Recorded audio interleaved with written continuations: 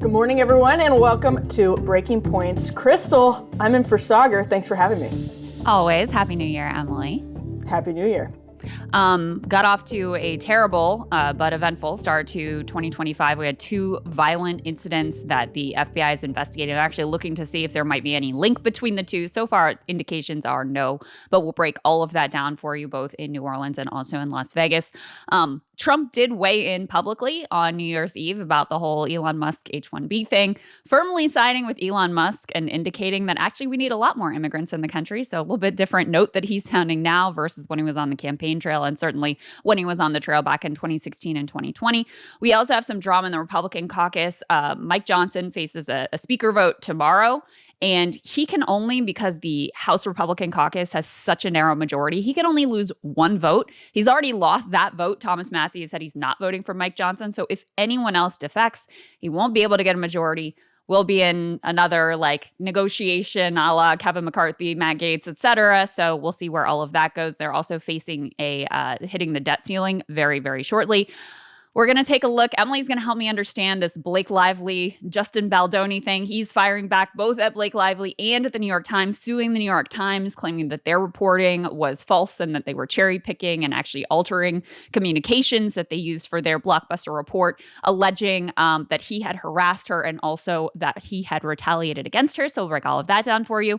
The parents of the OpenAI whistleblower who was found dead, authorities deem that a suicide. The parents don't buy it. They have hired a private investigator to look into exactly what happened there. So we'll bring you those details. And we also are going to have an American doctor from Texas join us who is just back from his second trip to Gaza. Obviously, we covered earlier this week the horrific latest raid on Kamal Adwan Hospital, the last functioning hospital in northern Gaza has been destroyed. All of the patients and medical staff forced to leave, some of them detained, et cetera. So he's going to tell us what he saw when he was in the Gaza Strip.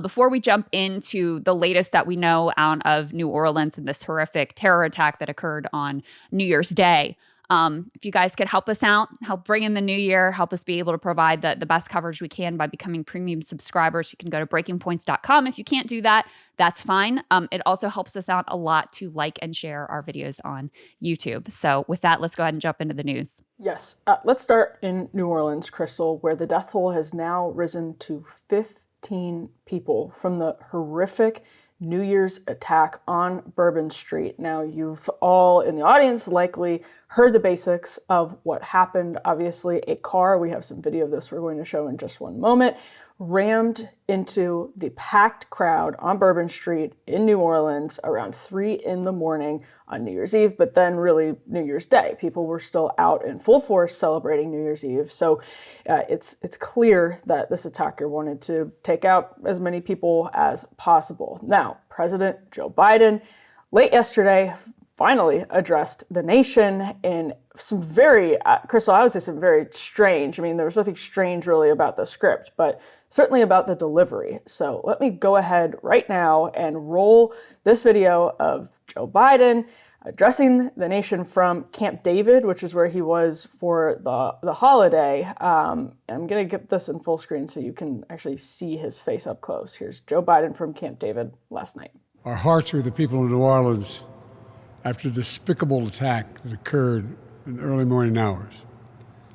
To all the families of those who were killed, to all those who are injured, to all the people of New Orleans who are grieving today, I want you to know, I grieve with you. Our nation grieves with you. We're going to stand with you as you mourn and as you heal in the weeks to come. I want to thank our brave first responders and law enforcement personnel who stopped the attacker in his tracks before he could kill or injure even more people. And I want to thank you to everyone at the Department of Homeland Security, the Department of Justice, including the FBI, for working nonstop to investigate this heinous act. The FBI is leading the investigation to determine what happened, why it happened, and whether there was any continuing threat to public safety. Here's what we know so far. The FBI has reported to me the killer was an American citizen, born in Texas. He served in the United States Army on active duty for many years. He also served in the Army Reserve until a few years ago. The FBI also reported to me that mere hours before the attack, he posted videos on social media indicating that he was inspired by ISIS, expressing a desire to kill. The ISIS flag was found in his vehicle, which he rented to conduct this attack. Possible explosives were found in the vehicle as well, and more explosives were found nearby. The situation is very fluid, and the investigation has a preliminary stage. And the fact is that right now, there you go. The law enforcement and intelligence community are continuing to look for any connections, associations, or co-conspirators. Well, Krystal, I feel better. I mean, this is the least important part of this at this point, given the loss of life and et cetera. But it's unbelievable this man is our president and that he still believes that he would have been able to beat Donald Trump. But, clearly this was a horrific, intentional attack.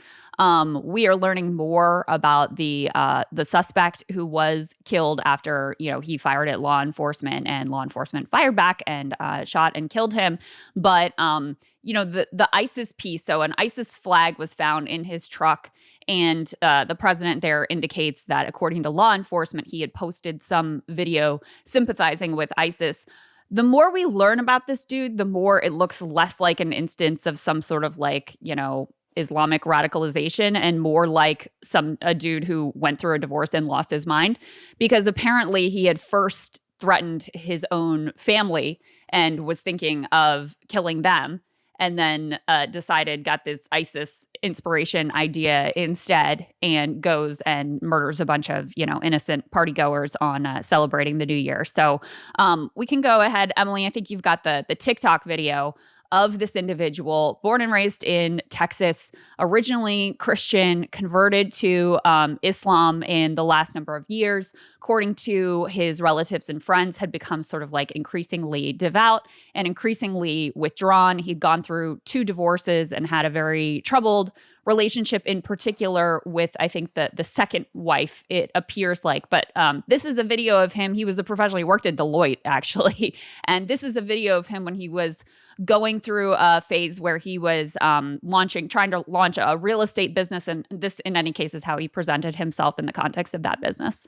Sadeem Jabbar, property manager with Blue Metal Properties and team lead at the Midas Group at Core Realty. I just want to say hello and let you know a little bit about me. So I'm born and raised in Beaumont, Texas, and now live in Houston. And I've been here all my life, with the exception of traveling for the military, where I spent 10 years as a human resources specialist and IT specialist, where I learned the meaning of great service and what it means to be responsive and take everything seriously, dotting I's and crossing T's to make sure that things go off without a hitch. So I've taken those skills and applied them to my career as a real estate agent, where I feel like what really sets me apart from other agents is my ability to be able to, one, be a fierce negotiator. So not only do I brilliantly market your property to make sure it gets sold as quickly as possible or gets leased as quickly as possible, but I'm also going to take every ounce of energy and putting it into negotiating for you and for your property to get the best deal that you can possibly get for it. So once we get to the closing table, all the I's are going to be dotted, all the T's are going to be crossed, everything's going to go off without a hitch. And that is my word that I'm giving to you as your real estate agent. And Krystal, what I'm sharing right here is from the New York Times. They say they reported midday yesterday, a man who knew Shamsuddin Bahar Jabbar tells us that Jabbar had converted to Islam and then began acting erratically in recent months. This is according to Mike Baker. The concerning behavior led to him having limited contact with his children. So certainly more reporting to that extent is coming in, no question about it. We're going to learn more. I just have to say, I mean, as the law enforcement response, Krystal, transpired yesterday in the public eye, started with a news conference in which the FBI said that they were not investigating an act of terrorism. We're going to get into some of this in just one moment. And then obviously they had covered up the ISIS flag, which is going to lead to a lot of questions for years to come, certainly. But then hours later, actually like moments later, pivoted to saying, yes, they were investigating this as an act of terrorism, which I mean, it all seemed to be adding up pretty quickly to the point where they should be able to confirm that. They then held a disastrous midday press conference yesterday. And it wasn't just law enforcement. It was also Jeff Landry, the governor of Louisiana, Senator John Kennedy, Republican from Louisiana, involved in this press conference. It was honestly just bizarre. It was like bizarre. Weirdly combative and for no reason at all. It was just weird. Yeah, it was horrible. I honestly thought it was just a disgraceful display. They were combative with reporters. Kennedy told a boomer joke about like NBC being on the left and the right in the middle of this press conference. Right. It's like, bodies were still in the street. Really not the time when 15 people are dead and many dozens more injured and you're making like partisan weird boomer jokes. Right. Bodies were literally still on Bourbon Street at the time, which was another thing that they were confirming in that press conference. It was horrific. They did not want to answer questions. They all seemed to be on completely different pages. They tried to end the press conference after delaying it for forever. They tried to end it like quickly into the questions, a few questions in, because they were threatening reporters, essentially saying, like, you're not asking questions that we can answer, so we're just going to end it. I mean, it was outrageous how that happened. So let's take a look at some of the questions they were answering. One of the biggest questions that they've faced going into all of this is, how did this happen? Was there not adequate security? New Orleans obviously was hosting the Sugar Bowl. There were tens of thousands of people in town for the Sugar Bowl. It was supposed to be yesterday night on New Year's Eve. They postponed it a day. That was an announcement from the press conference we were just mentioning. But they're also hosting the Super Bowl and just plainly should be able to keep, obviously, people safe on Bourbon Street now on a New Year's celebration. Now, this is video, and it has some yellow boxes that you can follow of the car, which was rented on the app TSHOW. It was an electric vehicle. Let's go ahead and follow those yellow boxes if you're watching this.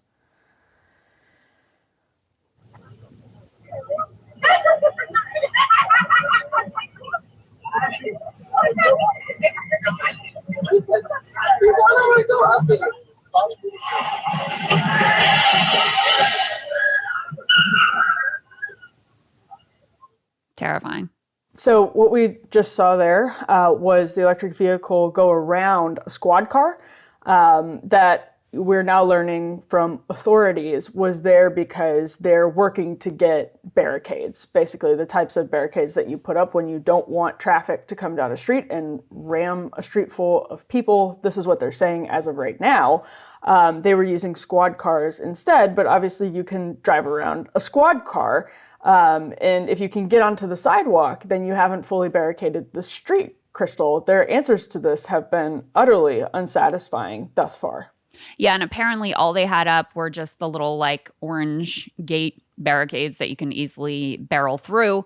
To your point, it seems like the most obvious thing in the world that if you're trying to block a street using a vehicle, which is a common practice, you know, I've seen this in New York or I've seen this in DC where they're moving even some of the like, you know, sanitation trucks to try to block off different areas. Like, you have to actually block off that area or else it doesn't serve much of a purpose.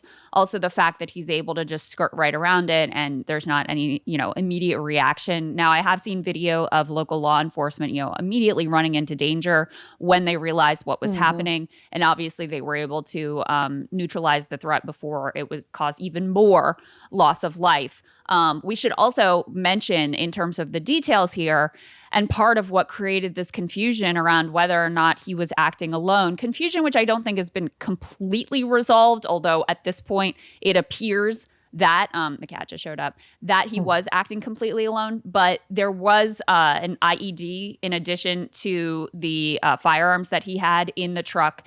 And then there was some indication that there might have been some other IED that was found around the city.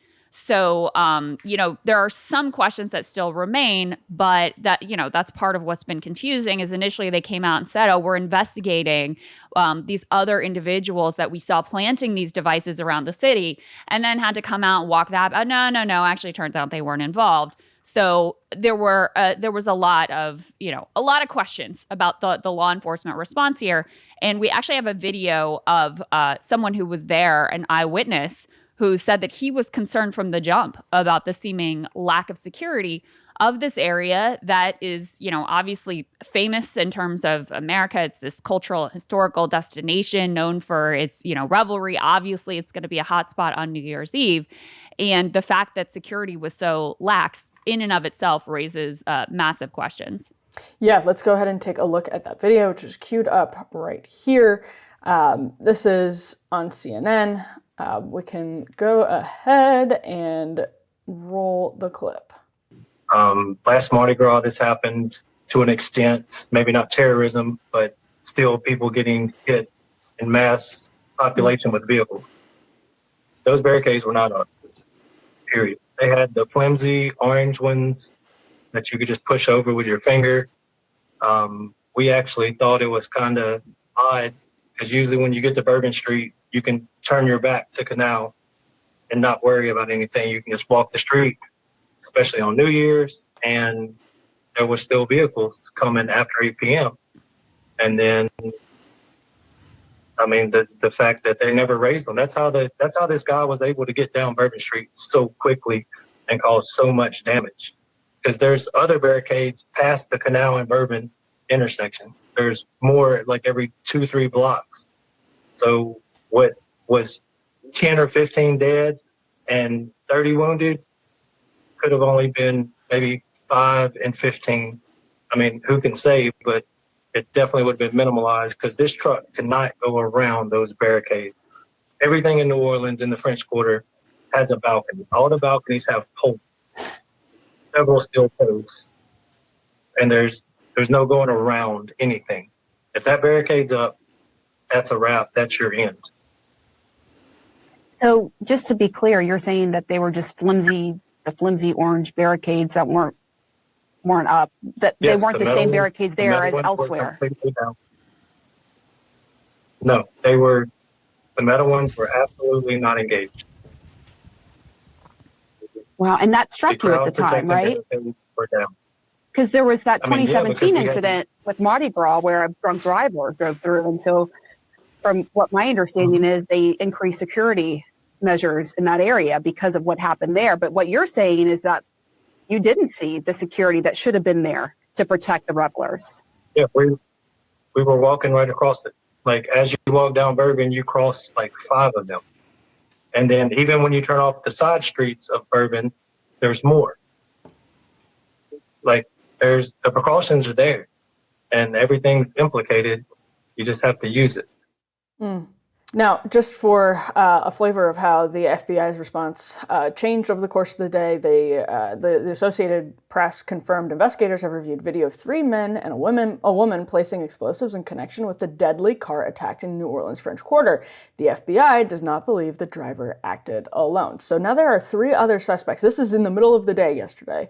There are 3 other suspects that are potentially being investigated as part of a terrorism cell and are loose, ostensibly, in the country. And the FBI then walks that back later in the day. So let's take a look at this report from CNN. Getting new information. You're getting some clarification from law enforcement officials. What are you learning?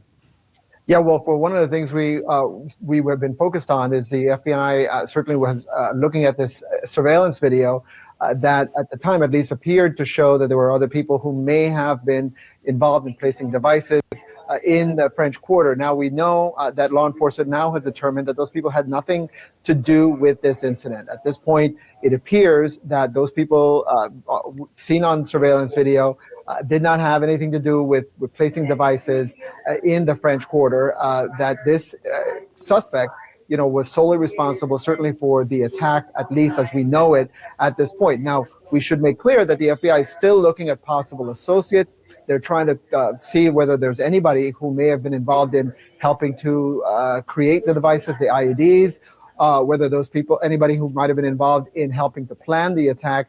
But at this point, at least for on the part of the surveillance video, they now believe that those people had absolutely nothing to do with this actual attack that happened this morning. All right, important information indeed.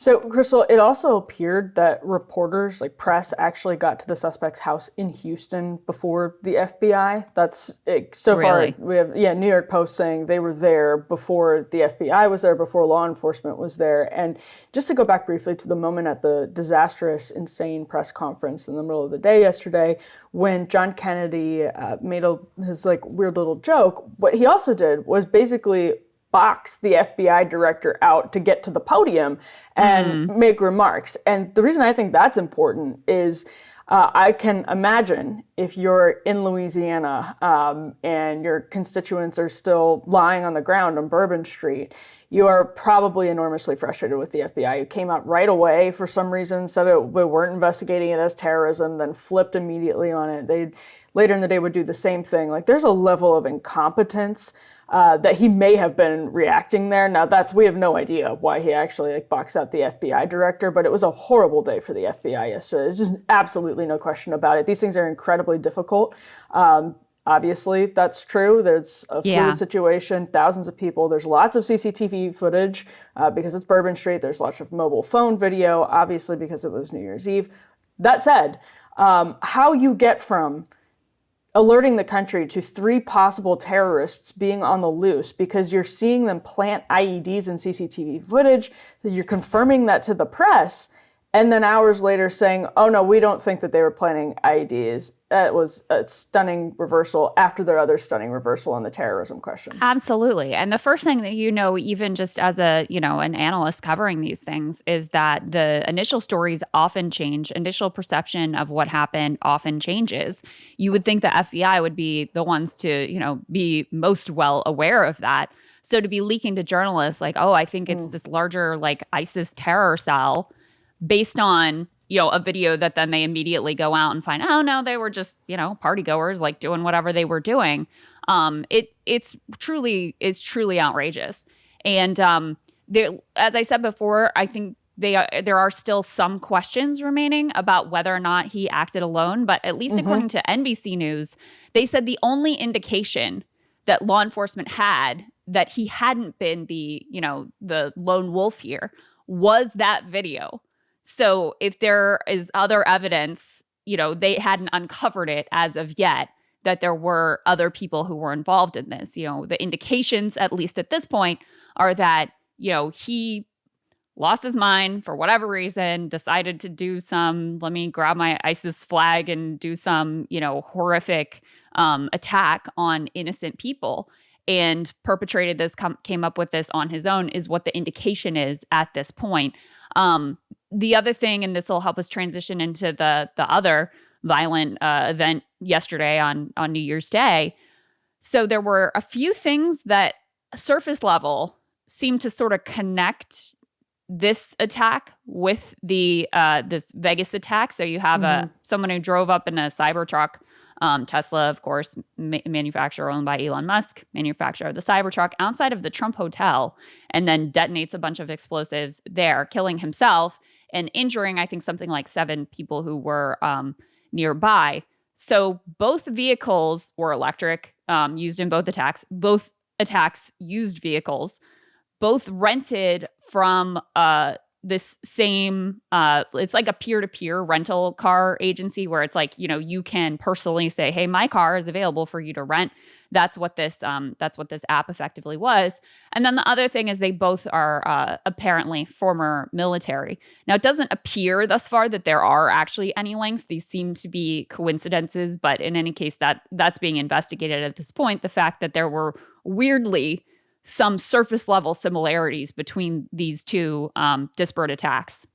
Yeah, I mean, it was, as this was playing out yesterday, it was obviously you had the FBI saying there may have been multiple people involved, and then we start learning more about the Cybertruck explosion outside of Trump Tower in Las Vegas, and it starts to look incredibly frightening, immediately frightening, because it seems that there's a chain reaction happening around the country potentially. And to your point, Krystal, we're going to learn a lot more about what radicalized this suspect. And that's an interesting and unanswered question right now, is basically what the hell happened. This is somebody who was in the military, as you heard President Biden say just a few moments ago when we played the video from his Camp David press conference, somebody who was in the Army Reserves until not that long ago, seemingly normal person who was working American, for Deloitte, holding born down this here, normal white collar job.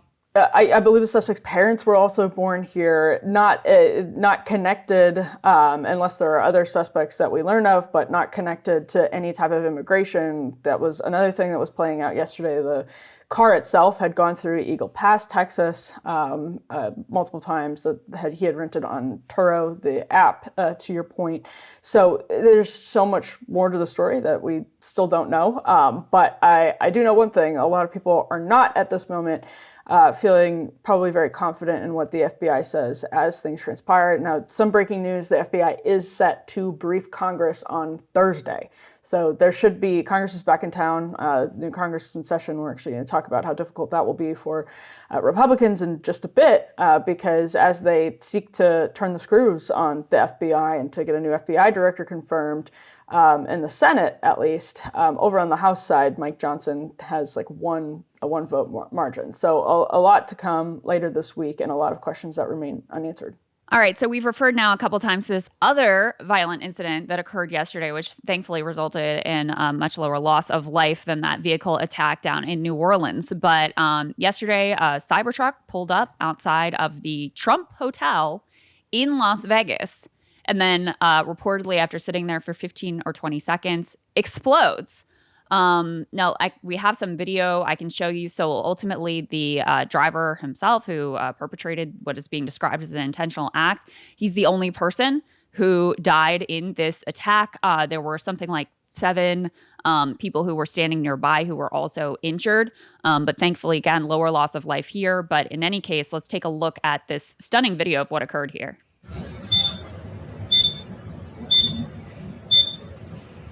Copy. So you can actually see these fireworks exploding. And sure enough, after the fact, when they got a look at the truck itself, you can see here them, carrying this tarp and revealing the contents of this truck. You can see these firework canisters, gasoline canisters, camp fuel canisters, and they say large firework mortars in the back of the Cybertruck that exploded. So Elon Musk got involved immediately and helped out law enforcement trying to, first unlock the car, which had automatically locked, and then investigating to see, was this some weird Tesla problem where the vehicle just exploded out of nowhere? And no, he says we have now confirmed that the explosion was caused by very large fireworks and or a bomb carried in the bed of the rented Cybertruck and is unrelated to the vehicle itself. All vehicle telemetry was positive at the time of the explosion. And as I just mentioned, Emily, you also had law enforcement confirming that this was being investigated as an intentional act. And, obviously you could see the symbolism here. You've got the Cybertruck, which is Elon Musk, who's obviously closely affiliated with the Trump administration. You got the Trump Hotel, et cetera. So let's take a listen to a little bit of the reporting here. Let's talk about Las Vegas, because this has been a sort of interesting development. The images of the Cybertruck parked outside the Las Vegas Trump property went viral. I think people thought it was an accident and then no one was hurt. And so there was a sort of bizarre symbolism, and then it was a Cybertruck, it was not Trump. As it's developed, it seems that this is being taken far more seriously. What have we learned about what authorities know and how they're investigating this? Right, Chris. So according to the reporting of myself, my colleagues Andrew Blankstein and Kelly O'Donnell, right now, 3 senior U.S. law enforcement officials say that this explosion of a Tesla Cybertruck, kind of in the portico there where you saw that smoke rising from in front of Trump's property in Las Vegas, is being investigated, at least initially, as a potential act of terrorism, and that it was, quote, intentional. So there you go. Another potential act of terrorism appears very much to be intentional when you're driving around with, a bunch of fireworks and gas canisters and other explosives. would seem very much to indicate that this individual intended for this to happen. And I'll just give you the last couple pieces that we know here. As we mentioned before, there are some surface level connection. I don't want to say connections, but similarities is the better word between this vehicle-based attack and the other vehicle-based attack in New Orleans. The most noteworthy of this was the fact that they both vehicles were electric and both were rented through the rental car app Turo, where people can put up their own vehicles to rent out to the public. I don't know, perhaps that's just like they both thought that this would be a way for the vehicles not to be tracked, or the easiest way to get the particular type of vehicle that they were looking to get. I don't know how easy it is to rent a Cybertruck from a traditional rental agency, but in addition to them both using vehicles, both using this rental car app, they also both were former military. So this is who authorities said perpetrated this attack and, ended up killing himself in this attack. Matthew Livelsberger, 37, identified as the driver of the Cybertruck that exploded in Vegas, listed on LinkedIn as an operations director and intelligence manager, who apparently is former Green Beret. So at this point, that's about all we know about this particular attack in Las Vegas, which killed the driver and injured a number of passersby. And both obviously used trucks as well. So those are, I think, more, I mean, they're superficial to your point, Krystal, because they're, all on the surface level, but they're, pretty, I think, interesting parallels. And it took a long time for people to talk about what was happening in the same breath yesterday. We didn't hear it from media and law enforcement, but it would seem to have been a fairly obvious question. Trump obviously was at Mar-a-Lago. He was not at Las Vegas, so there's no threat to Trump himself. But we may learn that they have absolutely nothing to do with each other, but the questions, I think, on the minds of a lot of the American people who now see two different things happening on two different coasts, almost at the same time or within hours of each other. I mean, I shouldn't say almost at the same time, but really within, the 24-hour span. Really was within, I think, a 12-hour span, roughly.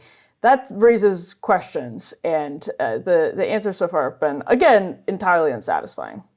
So apparently, law enforcement is investigating to see if there's any potential link between these two attacks. So far, they have not indicated that there are any other than these, surface level similarities. But yeah, it's to your point when we were talking about the New Orleans attack, like there was a very scary period of time yesterday when law enforcement comes out and says, oh, well, this wasn't just this lone wolf in New Orleans. We have video of these other accomplices who are still at large. And then that's at the same time that you're just starting to get these details that, oh, the Cybertruck didn't just randomly blow up. Right. This was another intentional act potentially being investigated as terrorism. It certainly raised, are there going to be a series of more attacks in the country? So far, as I said, there's no indication the two were linked. It looks like two separate lone wolf psychos who decided for whatever reason or whatever irrational reason their brains concocted to try to hurt and kill innocent people who were just going about living their lives. But that's still being investigated at this point to see if there's any potential connection here. But as best we can tell, I think we have certainly more details about the attacker in New Orleans, and looks like someone who was going about his life doing okay and then hit a rough patch. He was also under financial distress, had this difficult divorce, and appears to have just completely lost his mind and was thinking about killing his own family, and then decides instead to kill a bunch of innocent random civilians on New Year's Day, in the early mornings of New Year's Day. So welcome to 2025. Not going so well so far. Yeah, well, on that point, it was insane in the 24 hours of New Year's where you had symbolically a literal lightning strike hit the Capitol, hit the Washington Monument, and all of this happens, starts unfolding within 12 hours of the new year. Not a great start, Krystal, but just a last leave an omen, not yes. good. Seriously. And just a last point on that. Former military, I think, is just cannot gloss over how important that is. And the time span is enough that it potentially allows for this man to have been, the suspect in Las Vegas, to have been animated in some way. We're likely dealing with somebody who had some level of mental illness, but could have potentially been animated in one way or another by what happened in New Orleans. There's enough time that whatever the motivation was, maybe it's like something is a reaction in one way or another to what had happened in New Orleans, in the Las Vegas case as well. So a lot more questions to be asked, and hopefully we'll get those answers sooner rather than later. So, guys, earlier this week, we covered this whole imbroglio. Is that how you say that word? I never know. Between Elon Musk and Vivek versus Laura Loomer and a bunch of other MAGA types, fundamentally over immigration, but specifically over H-1B visas and quote-unquote high-skilled immigration. So at the time when we spoke to you last, Trump had given some comments to the New York Post that were, I guess, still a little bit cryptic, but he was like, I like H-1B. And in fact, I use many H-1B visas on my own properties, which I don't even think is true. I think he means H-2B visas. But in any case, seemed very much like he was siding with Elon. However, I did see some of his supporters who are on the more like MAGA, like anti-immigrant right, who were kind of coping over this, saying, until I hear from his mouth, I'm not going to believe anything, blah, blah, blah. Well, he got asked about this, Trump did, on New Year's Eve at his annual Mar-a-Lago party, and made it pretty clear where he stands on the issue at this point. Let's take a listen. Change your mind on H-1B visas, sir? I didn't change my mind. I've always felt we have to have the most competent people in our country. We need competent people. We need smart people coming into our country. And we need a lot of people coming in. We're going to have jobs like we've never had before. But sir, you said you changed your position. We need a lot of people coming in, Emily. Now, I'm old enough to remember when at the RNC, the crowd was holding mass deportation now signs. J.D. Vance at the RNC gave a speech about how no longer would they let foreign workers come in and replace American workers. So since getting Elon Musk's $250 million into his campaign, his tone does seem to have shifted a bit on this issue. Yeah, I mean, the mass deportations can theoretically exist alongside H-1B visas. Like, there's an ideological way that you can say we're deporting illegal immigrants and then we're going to bring in the best and the brightest. But that's not the position that Donald Trump has taken in the past, and it's not the position of people like Stephen Miller and people who are so hawkish on immigration that they believe in, this is typically for cultural reasons and alongside labor reasons, that they believe basically the country is full, is the way that they'll say it. Like, we have to integrate people who are already here culturally and assimilate people who are already here culturally, and we cannot continue to import workers that are undermining American workers. So no immigration, full moratorium. Legal immigration has to be reduced dramatically, if not entirely curbed. You have to get rid of all of these visa programs. That is not something that can exist alongside H-1B visas without significant reform. Elon Musk, you've probably seen this, Krystal, has come out and said, basically, we all believe that there should be reforms to H-1Bs, which is, I think, an easy thing to say.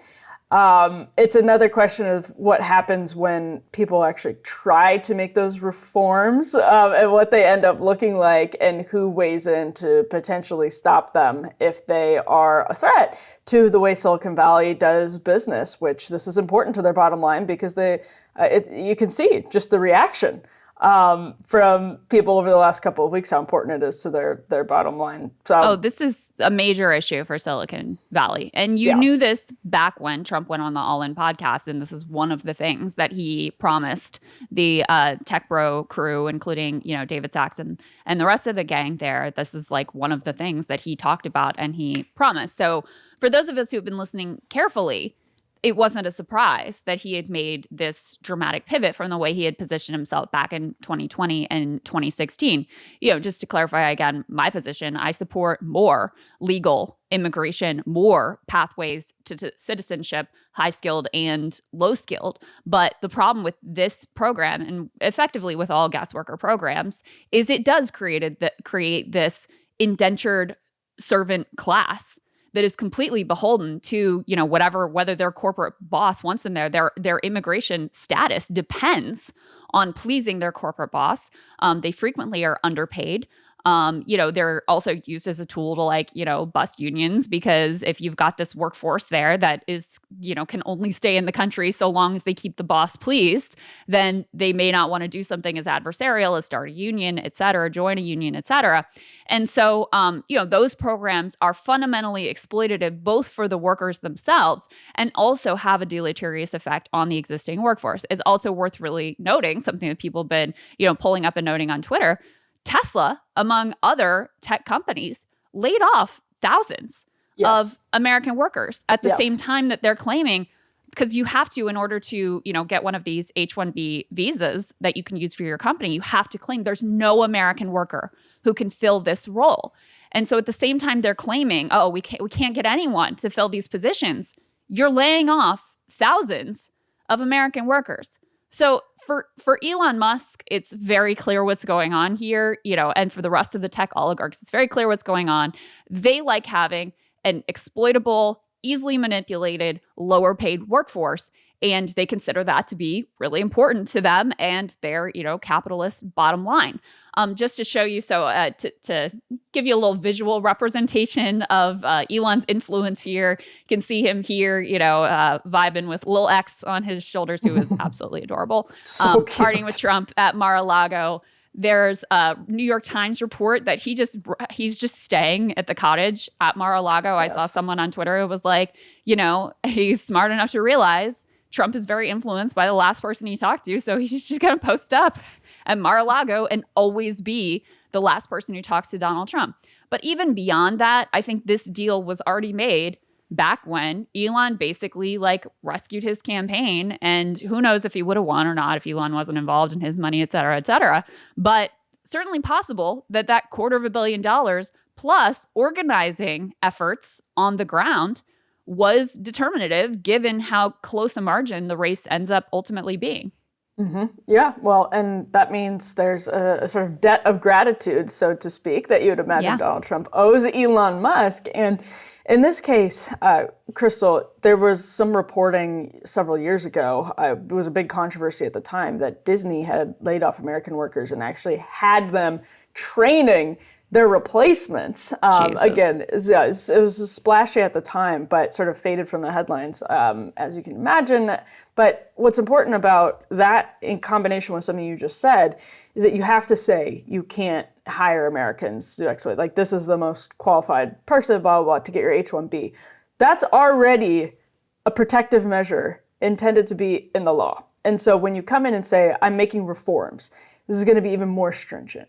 Well, Silicon Valley, if they stop protesting, usually means they found a way around whatever the reform is. It usually means they feel comfortable that they can still continue to hire people with these ways that are beneficial to their bottom lines and undercutting American workers. Because if you look at what happened with Disney, for example, it just raises this obvious point, which is if they can do it, why wouldn't they? Mm-hmm. If they are about maximizing shareholder value, why would they not do that if they can do it, if they can get away with it? Obviously, they don't want the negative media attention that was fairly disastrous for Disney, but now nobody even knows it really happened. So if they can do it, why wouldn't they? And that means they're always... That's Trump's rationale, too. I mean, he apparently has maybe has applied for a few H-1B visas, which are the, knowledge workers. H-2B applies to hospitality and other seasonal work, so like hospitality, agriculture, things like that. He has long used at his properties many H-2B visas. And so it's important for people to remember, in spite of the way Trump has branded himself, he ultimately, his class interests and ideological positioning are very much aligned with Elon Musk. So, for him to come out, totally change his position, and don't let him fool you. This is a change in position. No one should be surprised, because he avails himself and benefits from this very same, very exploitative system of visas, which are tied to your employment. So if you piss off your employer, you get deported. That is a fundamentally exploitative relationship that, even lefties like me who think that immigrants are good for the country and want more pathways to citizenship, et cetera. Like, this is a bad way to do immigration because it's bad for the person coming in and it's bad for the workers that you are undercutting with these lower wages and more exploitative labor practices. Yeah, it's not as though there's no way to bring in the best talent in the world. I think that's entirely possible. But the way these laws are written, are like you can poke them full of holes like Swiss cheese. If you have, the resources and you're a massive firm, multi-billion-dollar company or anything like that, you can find a way around all of these different things that might hurt mid-sized or smaller businesses who are trying to use the same practices. And that's why there's no, yes, H-1B visas, if you put Stephen Miller in charge of them, that's a threat to Silicon Valley. But there's always a confidence in the industry that they're able to write these laws in a way that still works for them, even if there are restrictions or reforms or whatever. So that's why I take seriously the idea that the program should be reformed if it's espoused by or endorsed by people like Elon Musk. I think that's great, but incredibly suspicious that it would really happen in a meaningful way. Let's take a look, just for the record, at a compilation of how Trump talked about this issue in 2016, how he talked about it in 2020, and then we've already played for you what he just said, indicating, quote, "We need a lot of people coming in." Let's take a listen to this. Nobody knows the system better than me. I know the H-1B. I know the H-2B. Nobody knows it better than me. I know the H-1B very well, and it's something that I frankly use, and I shouldn't be allowed to use. We shouldn't have it.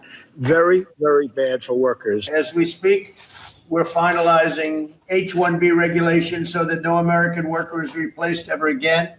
H-1Bs should be used for top, highly paid talent to create American jobs, not as inexpensive labor program to destroy American jobs. So there you go. And then they just play the 2024. And he's not the only one, Emily, this was kind of funny, who has really changed his tune with regards to this very specific topic. So Vivek Ramaswamy, who on Monday, you probably recall, we covered, he put out that tweet like attacking American culture as being mediocre and pushing towards mediocrity because of our sitcoms that we watched in the 90s and hanging out at the mall or whatever, all in order to back up Elon's position and now Trump's position on H-1B visas. Back in October, not like years ago, I'm talking about literally this October 2024, he sounded very different on the topic. Let's take a listen. A lot of the people who have come here through the H-1B system would tell you, as I would, that it is just a broken system no matter who you're seeking to serve. For example, you want to talk about special interests and lobbying? This is direct Silicon Valley lobbying that said that if you get your H-1B visa and you're hired by one company, you're effectively like a slave. You can't switch to a different company. That's not a free labor market. So there's so much that's broken and bureaucratized. Here's the next question about the H-1B visa system is why the heck do we do it on the basis of a lottery when you could actually just select the very best people? So there's a lot that's broken about the administrative state, the bureaucracy. My general approach is when something's broken in government, you can't really fix it when it's lasted that long. You need to shut it down, start with a blank slate, and rebuild from scratch. And that's just a stylistic point that I've applied to this issue as to any other. So that last part where it's like, there's no reform here, you just got to get rid of it, is particularly important because people had surfaced some of his comments before that were critical of H-1Bs. And he's like, I didn't change my position. I've always been for reform. I'm still for reform. But this makes it pretty clear, like, no, you weren't just talking about reform. You were saying a broken system, you really can't fix it. You just got to get rid of it altogether. And so, he really is kind of caught here also, I guess, deciding to kowtow to his fellow billionaire. He is also a billionaire, although I guess a lesser billionaire than Elon Musk. He's a mere single or double billionaire as opposed to whatever Elon Musk has. But, ultimately aligning here with his own class interests. Yes, that was a fairly detailed and substantive, well thought out argument against H-1B visas, Krystal. Yep. There's no way around it. And what sucks for the American worker is it also used to be something that a lot of people, even like higher profile people, Bernie Sanders on the left, used to make a substantive and serious argument against as well. And it just, it's so, to your point about Silicon Valley, it's so valuable to them that we've seen those arguments just sort of melt away. And this idea that it could be reformed without, as Vivek said, I actually basically agreed with what he said in that conversation that we just played, because when you start, quote unquote, reforming things, you end up with those holes like Swiss cheese being poked in by lobbyists and industry, which is the system that we have now. It's the system likely we would have under a seriously reformed version of H-1B visas. So to see the change in rhetoric is just it's a small sample of what American workers have been dealing with for decades from the political class. Yeah, it is quite remarkable. I mean, I think when we talk to Roe, I think he's got some good ideas and working bipartisan in a way to reform the program. But as long as immigration status is tied to job status, that's going to end up in, exploitation. So if you're someone who wants to have more immigration, whether it's high skilled, low skilled, whatever, I really don't think doing it through these guest worker programs, which is something that, the left has long critiqued, the guest worker approach to immigration because of these labor dynamics that it ultimately sets up. So, the last thing that I'll say here is, even though Trump has weighed in, question is not necessarily completely closed. Steve Bannon has been very much on the warpath, specifically against Elon. I mean, that's the thing. It's like Laura Loomer, all these people, like, they never really go directly at Trump. It's always like whatever proxy on the issue, and Trump's just being misled. And of course, we love Trump and he would never do anything wrong. But like, let me sort of like do a roundabout critique of him. But in any case, Steve Bannon going very aggressively still on this issue, really declaring war on it. Let's go ahead and listen to some of his latest comments here. I've said many times that Elon came and Elon's money helped organize the grassroots effort. In his engineering mind, he saw what the problem was as we saw it, and he supported it. And for that, he gets a place at the table. There's no doubt. You should. It's $250 million in June, not an entire cycle, in 5 months. But that dinner with Sachs and that check from Elon came at Biden's, when Biden, in the debate or right before the debate, and Biden, they kind of saw the numbers of where this thing was heading. They're recent converts, and we love converts. Hell, I'm a Catholic. We used to be in the convert business, not so much anymore. We can't keep what we got. But in the old days, half the saints are missionaries. We love in converts. But the converts sit in the back and study for years and years and years to make sure you understand the faith and you understand the nuances of the faith and understand how you can internalize the faith. Don't come up and go to the pulpit in your first week here and start lecturing people about the way things are going to be. If you're going to do that, we're going to rip your face off. Because you can't beat us. We're not beatable. This army of the awakened is not beatable because we're relentless and we will never surrender and we will never slow down. So there you go. We'll rip your face off. We're not beatable, never surrender, never back down. I don't know. What do you think is going to happen with this? Because I sort of feel like now that Trump has said his piece, they are going to just like get in line. And I also find it creepy to compare the support for a politician or a political movement to religion. Being a convert to a religion, I find that a little disquieting myself. But anyway, go ahead. Well, I think it's interesting that it gets to this question of how sincere their conversion to continue that to the Church of MAGA actually was. Bannon is not gullible. He's not, sort of a silly person. Like he obviously understands that their conversion, the sincerity of their conversion is very much in question. What part of MAGA do they actually agree with? And they agree with kind of the Doge part of MAGA, but the Doge part of MAGA and the don't touch entitlements part of MAGA, the everyone will have healthcare part of MAGA, which means different things, obviously, depending on where you catch Trump in the Republican Party on any given day. Donald Trump tried to come to the table with Nancy Pelosi on DACA in his first term, which is easily forgotten. What MAGA means to Donald Trump and what MAGA means to Steve Bannon and Steve Bannon's many, many followers and listeners and the grassroots of the Republican Party, Tea Party activists who have been all around the county Republican Party headquarters across the country for years, it means something very different to Elon Musk and to Steve Bannon and to Donald Trump than it does to those people. Steve Bannon is more sort of has his finger more firmly on the pulse of what that looks like to the actual like party faithful and grassroots. So the question, I think, Krystal, is where this stacks on priorities. So if Donald Trump and Elon Musk continue to say we're plowing ahead with H-1Bs, maybe they do lift the cap, which is what kicked this all off was the AI appointment putting out a tweet that said we should lift the cap, we should have unlimited, basically. If they did something like that, it's one thing to just go along with the existing system. It's another thing entirely to say we're blowing up the system, there's no caps anymore, we're bringing over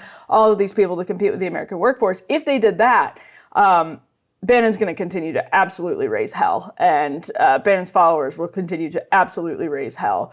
And I don't think it goes away. If they just sort of keep the system as it is, I mean, then I think everyone just kind of goes along for the ride. But the question is what level of priority it stacks up as. And that'll depend on, I think, what we see right away. Well, because they are going to do some day one executive orders in the direction of quote unquote mass deportation. You know, how aggressively they move in that direction or not is a, still open question. But yeah, you've still got Stephen Miller in there. Effectively, and what's his face, Tom Homan, who's really, very aggressively immigration hawkish, restrictionist, who is the immigration czar. So you still have some very hardline people who are going to put together a series of very hardline policies with regard to deportations. So yeah, I think that'll satisfy the Steve Bannons of the world. And frankly, I think most Trump supporters have proven themselves to not be particularly ideological. It is more of a cult of personality than it is a consistent ideological movement. Because if it wasn't, like, he's already betrayed the supposed tenets of Trumpism many times. Like you said, trying to make a deal with Nancy Pelosi on DACA in the first administration, making his primary achievement in the first administration a giant Paul Ryan tax cut for the rich.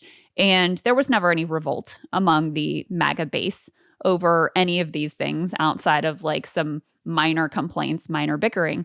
And I don't see that as being any different this time around. The last thing that I'll say on this with regard to the billionaires is there's a reason why these billionaires flip back and forth between the parties.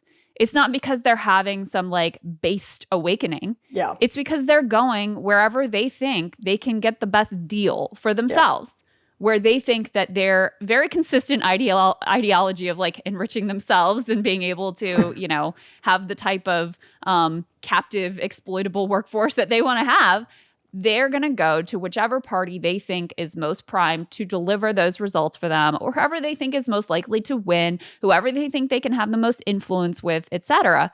And so, that's what's going on here with Elon and David Sachs and all these people who have, made some sort of a lot of the tech right that used to be in the Democratic Party, Mark Andreessen being another example of that. Mm-hmm. It's not that they've had some sort of, ideological conversion, although they may talk about being anti-woke or whatever, but mostly they just use that as a cloak like Mark Andreessen does for pushing through whatever their sort of bottom line capital interests are. And I'm referring specifically to, when he goes on with Joe Rogan, attacks the Consumer Financial Protection Bureau, which has been decidedly a positive thing for American consumers and has delivered money back to them when they've been defrauded by companies. And he's had some portfolio companies that have come into their crosshairs for having scammy practices. He doesn't like the CFPB. But rather than directly talking about what it is he doesn't like about it, which is that it, this regulatory body was negative for him and his portfolio companies and his self-interest, instead he cloaks it in this like, oh, that it's woke and they're canceling conservatives and they're debanking conservatives, which is total and complete nonsense. So, these guys are wolves in sheep's clothing. They don't align with, by and large, there may be some areas where they have overlap with your interests, but they're looking out for themselves, whether they're glomming onto the Democratic Party or they're glomming onto the Republican Party. The bottom line for them will always be the bottom line. And Bannon, for a while, said, this is one, maybe a crass way of putting it, but basically would look at all of these tech guys who were coming into the MAGA movement and said, you're our useful idiots, right? We're using your money to undermine your interests, because Bannon is a populist on the cultural and economic level. He's not just anti-woke. He's like genuinely anti-late stage Western capitalism. Yeah. And he would look at them that way. what he sees happening, I think accurately, is that MAGA is becoming the useful idiot of the moneyed class. And that is a serious threat to Trump's second term if you're a Steve Bannon type of populist, or if you're just an average American who saw in Donald Trump somebody that would extend a helping hand to your interests. So if you're bringing these people into your movement and you think they're your useful idiots, you can very easily become their useful idiots. Oh yeah, at a moment, on a whim. Yeah, Elon did not give $250 million to get nothing out of this deal. He is the wealthiest man on the planet. He is extremely powerful. Like he rivals Donald Trump in terms of his level of power. And I think to not see that from the jump is and was foolish, which is why when Elon and Vivek were given their like Doge commissioner and was like, oh, they just gave them this make work project. And it's like pathetic and good job for just kind of like pushing them to the side. I was always very skeptical of that. Because no, you are giving them this whole government mandate. The Trump administration has thought through specific legal mechanisms that they can use to try to effectuate some of the desires of Elon Musk. This person has the ear of the president and is in a very powerful position. And doesn't have to give up any of his businesses in order to have that advisory capacity. Exactly right. Whereas if he was directly in government, he would have to abide by these specific conflict of interest rules that any federal government appointee or employee has to deal with. So since he stays on the outside, he gets to keep all his stuff. But that does not mean that his power is ultimately diminished. And that's what really, like, outside the specific of H-1Bs and H-2Bs and all of the, like, the policy wonkery here, that's the meat of why this story is so important, is because you have your first very clear ideological difference between the Steve Bannon, Stephen Miller, Laura Loomer, and Coulter, that wing of the party, and the Elon Musk billionaire capitalist wing of the party. And Elon won, and it wasn't close. Trump sided with him unequivocally.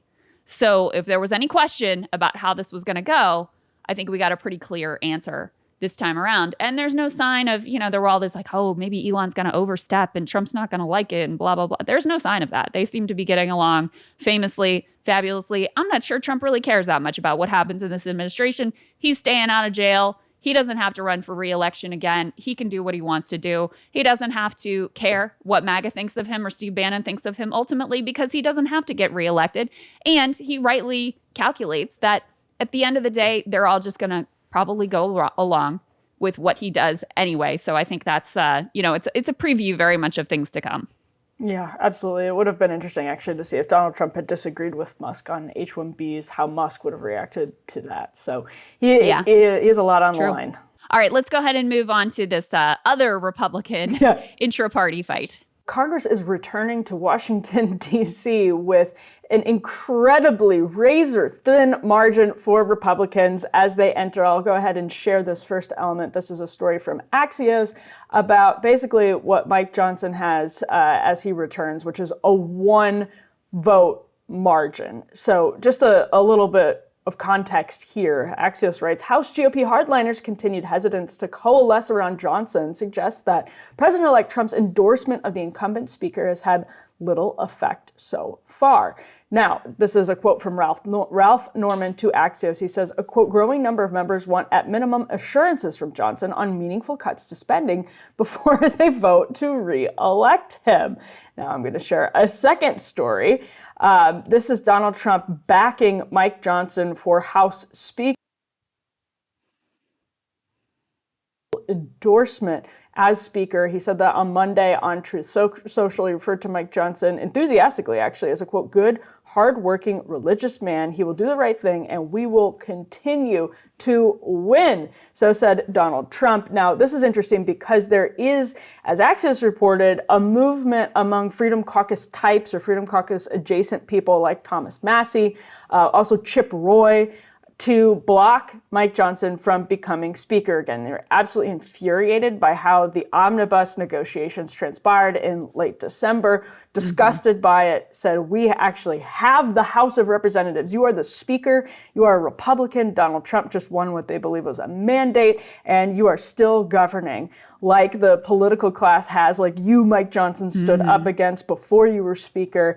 And we're basically heading into, Krystal, what I think is another Kevin McCarthy cycle here, where Mike Johnson is basically the only option that they have. So they're pushing right now. They were sort of testing the waters, it looked like. For example, Chip Roy was testing the waters to see if Jim Jordan was a plausible candidate, that they could quickly see if Jim Jordan had enough momentum to just be voted as Speaker.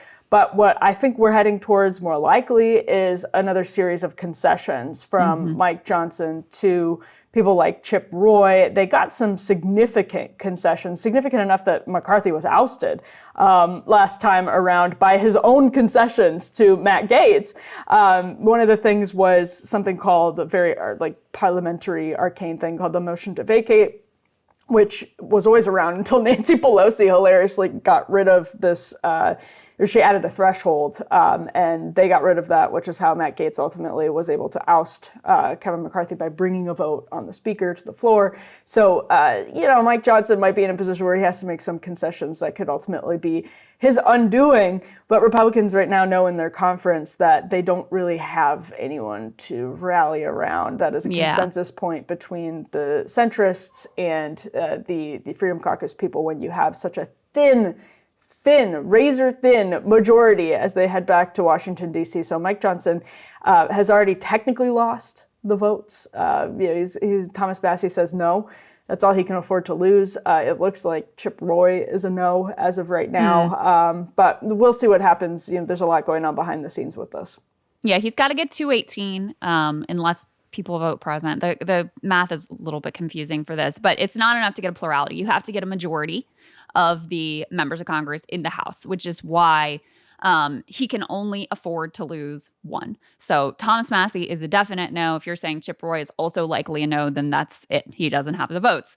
Now, does that mean that Mike Johnson is not going to be the Speaker? No. Mike Johnson is ultimately, unless something crazy happens, which you never know, Mike Johnson is ultimately going to be the Speaker of the House, but not before going through what I'm sure will be a very painful and public exercise of having to go back and forth and figure out what sort of concessions he's willing to give and what Thomas Massie et al. Are willing to accept. And they have some bargaining chips to work with here. So first of all, Trump has to be certified as president. We all became intimately familiar with this electoral certification process January 6th. 4 years ago. And so it's got to be approved by the House. And if you don't have a speaker, you can't do anything. So they need to get a speaker in place in order to certify the election results and make Donald Trump president of the United States, which I'm sure is part of what motivated Trump to weigh in on this fight and to try to close the door to any potential challengers, et cetera, et cetera. So there's that. The other thing is you do have a debt ceiling constraint here you're about to reach here in early January. So Janet Yellen came out and Emily's got this up on the screen here. As soon as January 14th, the country could hit the debt ceiling limit. So in a previous deal, the debt ceiling had just been suspended. By the way, debt ceiling is a stupid, archaic thing. No other country has it, but we have it. It's ridiculous. But anyway. You sound like Donald Trump, Krystal. It's true. I agree with Donald Trump when he says things like that. Anyway, it was suspended. So they just got rid of it temporarily until January 1st. Because they're getting some refunds back and whatever, they're going to have enough money to not hit the debt ceiling until roughly January 14th.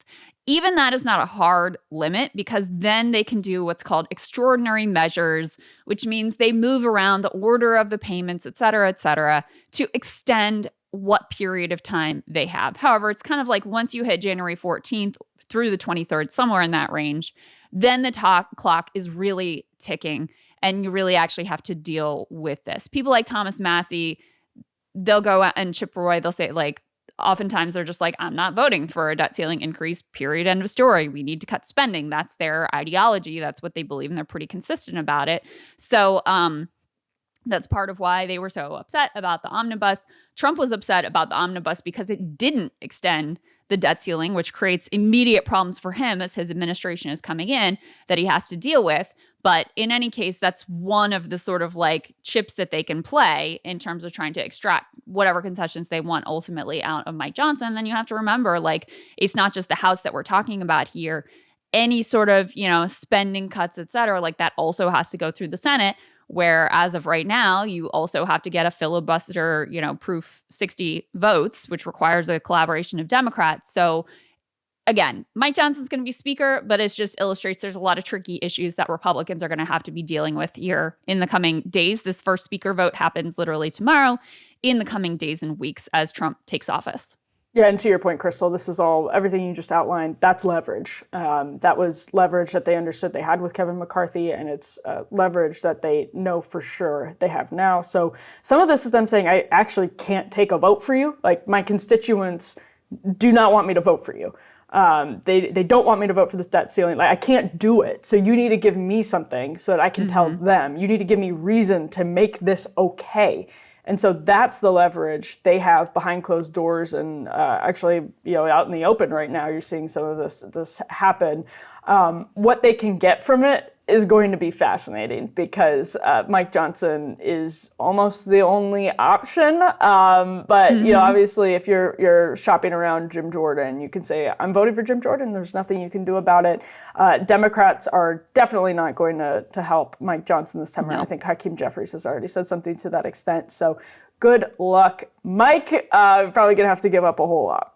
I have to say, as a lefty, like, I'm jealous of the way that, the Freedom Caucus and the way Thomas Massie and others recognize these, this leverage that they have and recognize how to use it for their own ideological ends, even though those ideological ends are not my own. I respect the tactics, and I'm jealous that there isn't anyone on the Democratic side willing to employ those tactics either. And I think that,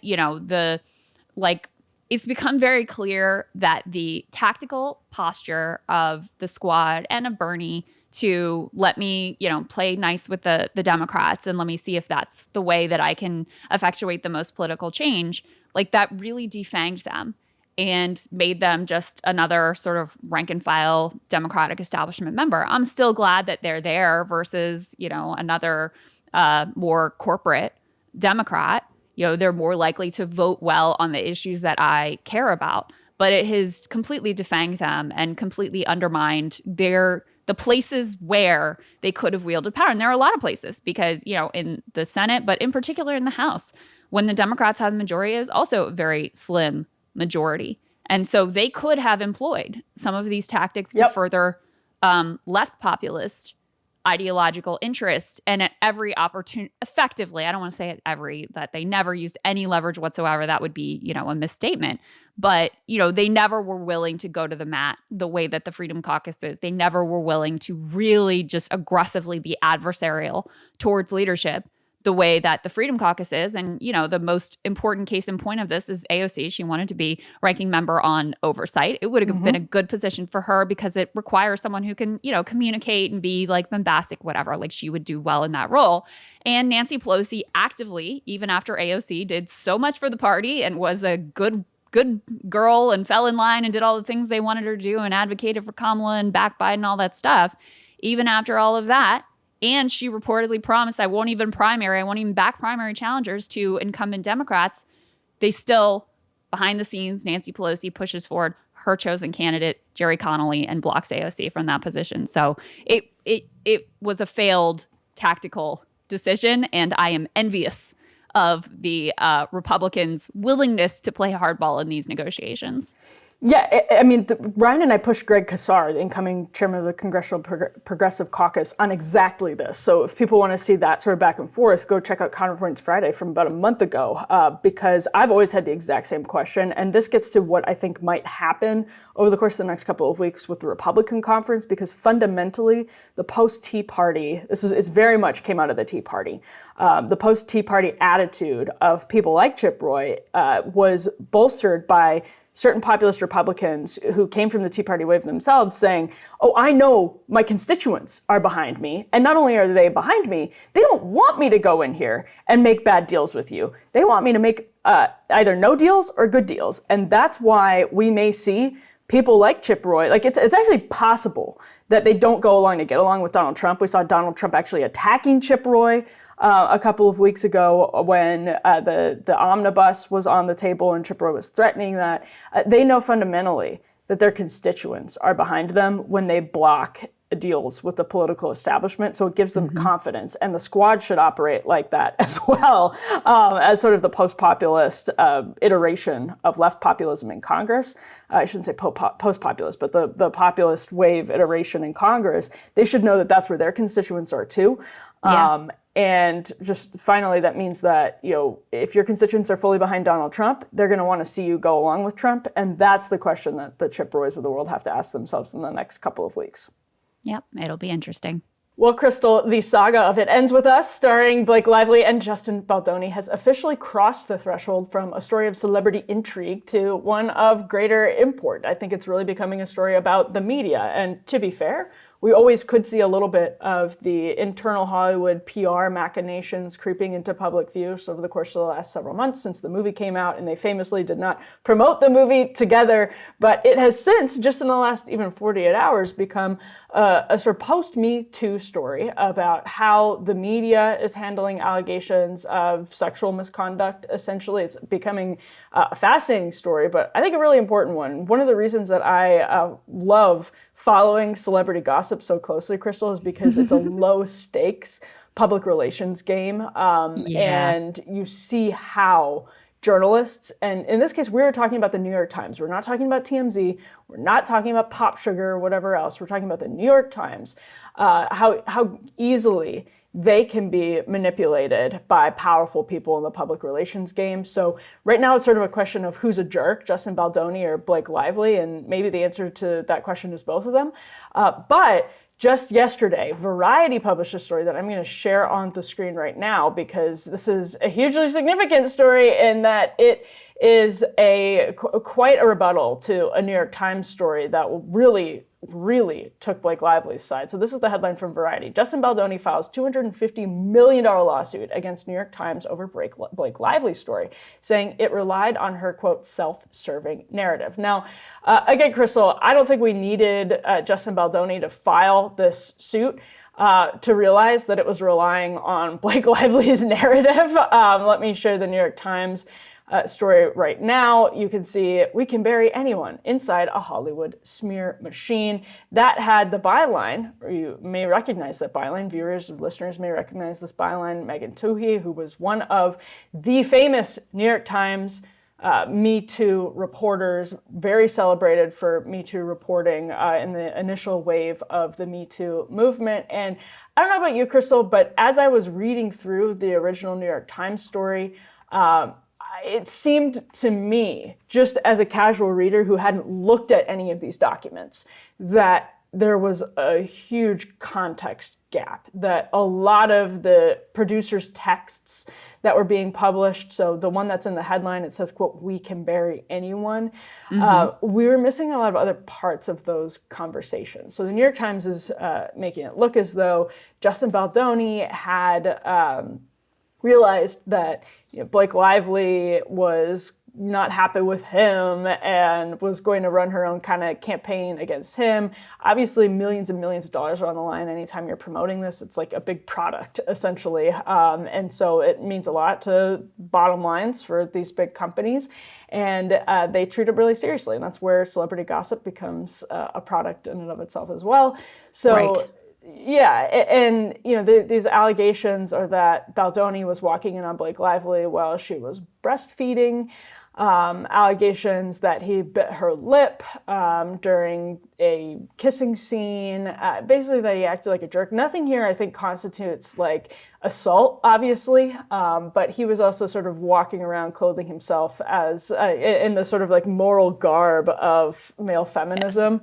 Yes. So then it's like he seems to be orchestrating, or his people seem to be orchestrating, a social media campaign to take clips of Blake Lively and disseminate them and make it look like an organic uprising of people realizing that Blake Lively has always been sort of a jerk. And then he comes in with this lawsuit against the New York Times and gives evidence to Variety suggesting the New York Times, believe it or not, Krystal, was overly gullible. And a lot of people would look at that more cynically and say was, taking is like some type of orders from Blake Lively for something in return. But I think what it looks like is they got drip, drip, drip bits from Blake Lively's team and did not confirm the context, or were ideologically sort of wedded to the Lively narrative and to her side of the story, that they weren't interested in the other context. Because what Baldoni is doing, I don't think he may get a settlement. You're not going to win, I think, the suit against the New York Times. And as a journalist, I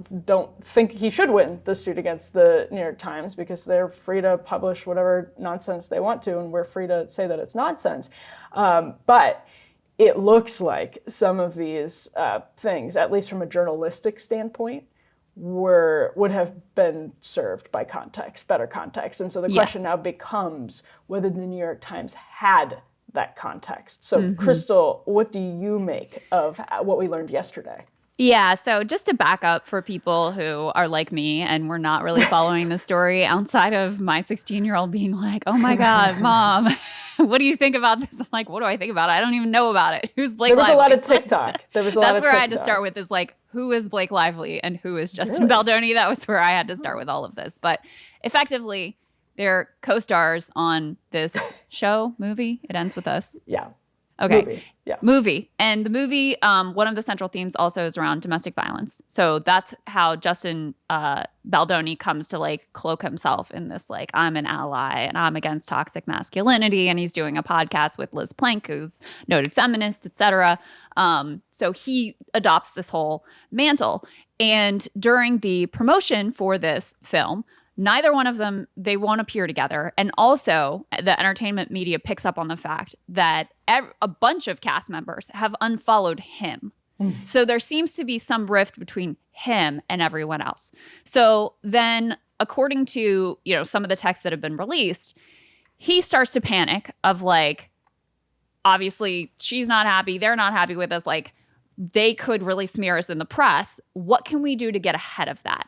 And I think even without, some of the ways that the Times characterized it, obviously, like, they screwed up, right? Like, for example, that quote, about we could bury anyone, et cetera, left out the emoji that would have indicated to readers that they were being sarcastic. Right. And they also left out a text that indicated directly that this PR team was actually not responsible for this specific article that appeared. But nevertheless, even putting that aside, he enlisted PR professionals to basically try to get ahead of the story and flip the narrative.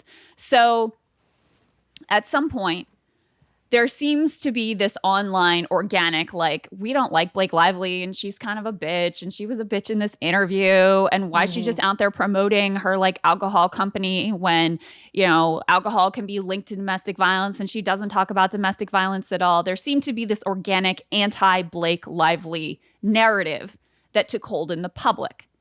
And so when she gets her side of the story out in this New York Times piece, she alleges, with the aid of the New York Times, that effectively, like, number one, you were inappropriate on the set in any number of ways. You mentioned a few of them, coming into my trailer when, at different times when I was naked.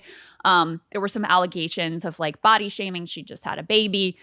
There were allegations that there were different boundary violations, and they had sex scenes in this movie. So, it's very fraught, and she's married, and her husband apparently berated Baldoni at one point. So in any case, she alleges that happened, and that there's this orchestrated campaign of retaliation against her.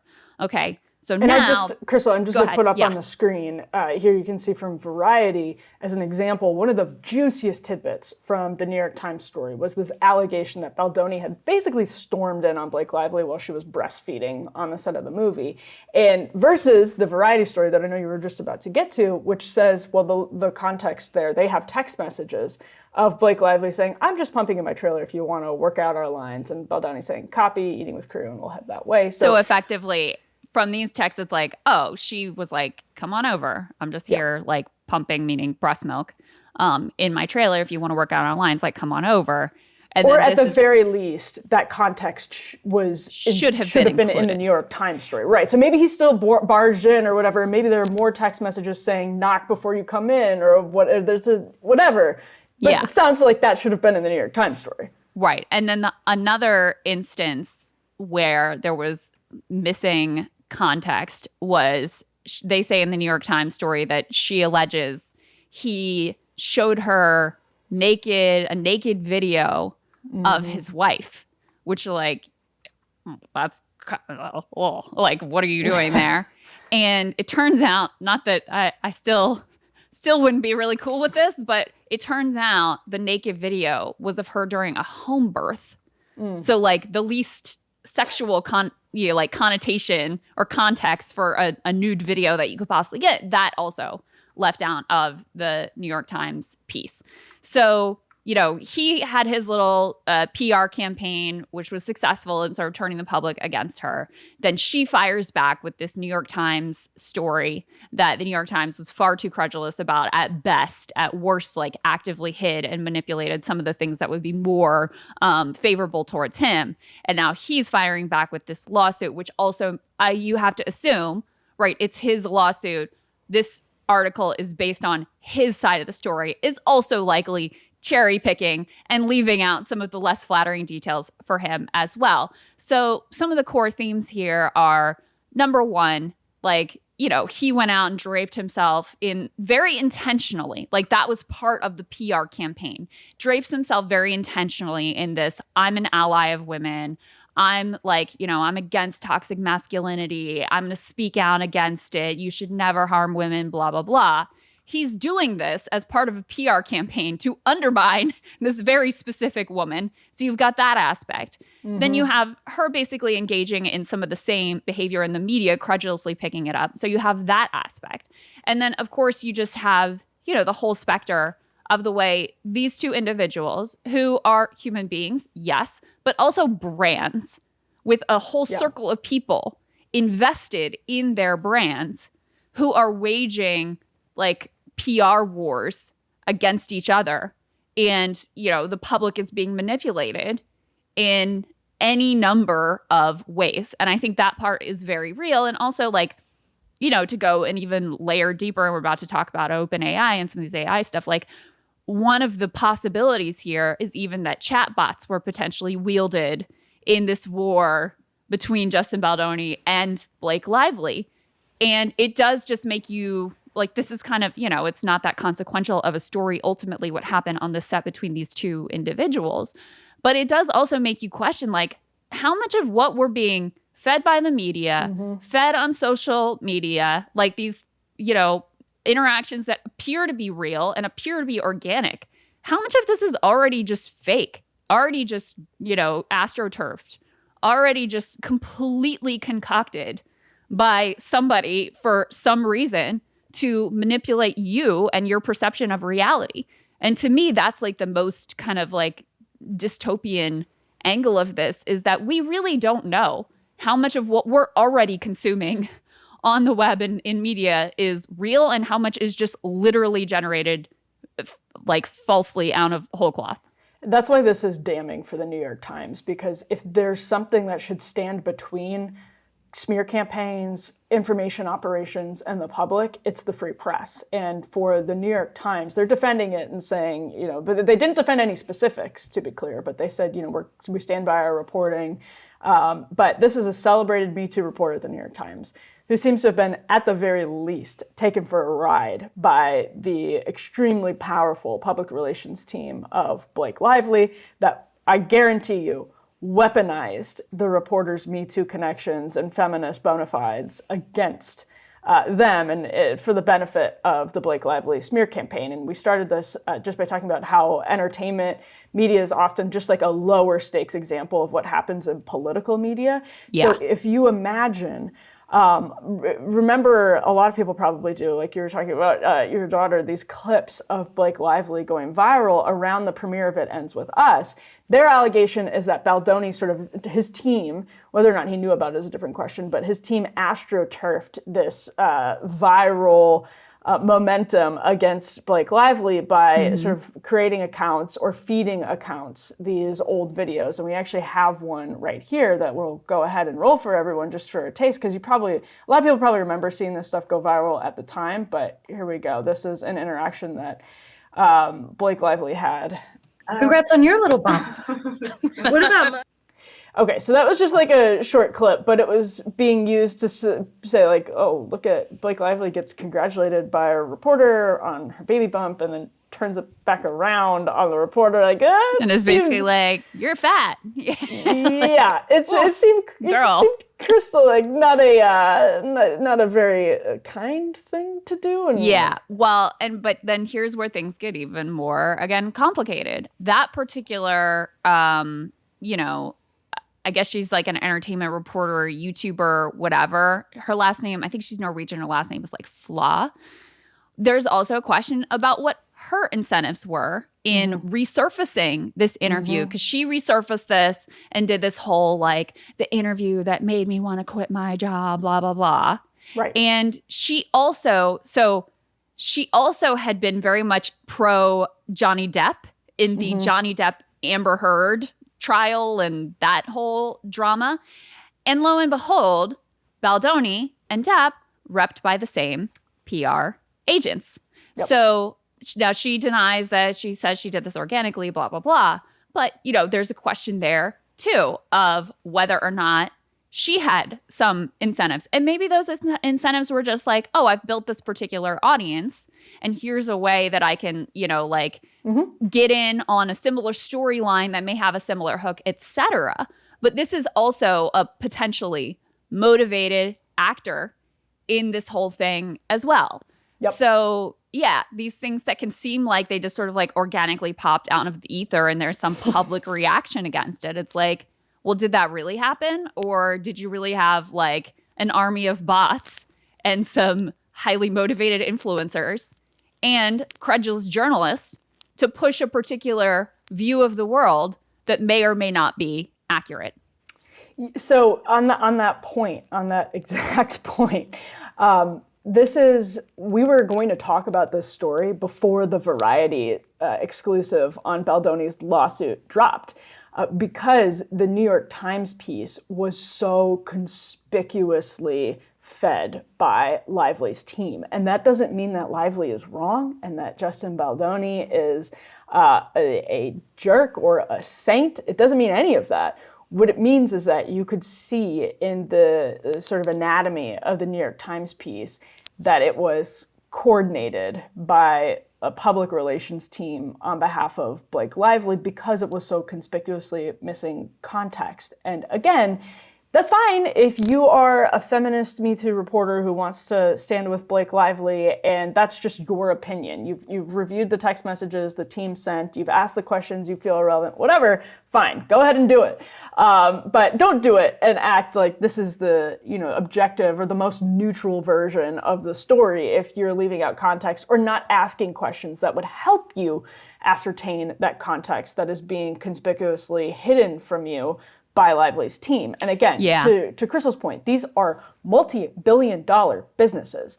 These are important, like the celebrity stuff, it's lower stakes obviously than politics, but it's important to their bottom lines, the health of their companies, to their shareholders. And so they treat this stuff like it's widgets. They treat these human interactions like they're widgets. And the actors all know that. The actors are investors, they're a part of that. They're producers, executive producers, so they play the game. They understand what they are in all of this. They're making a lot of money off of it.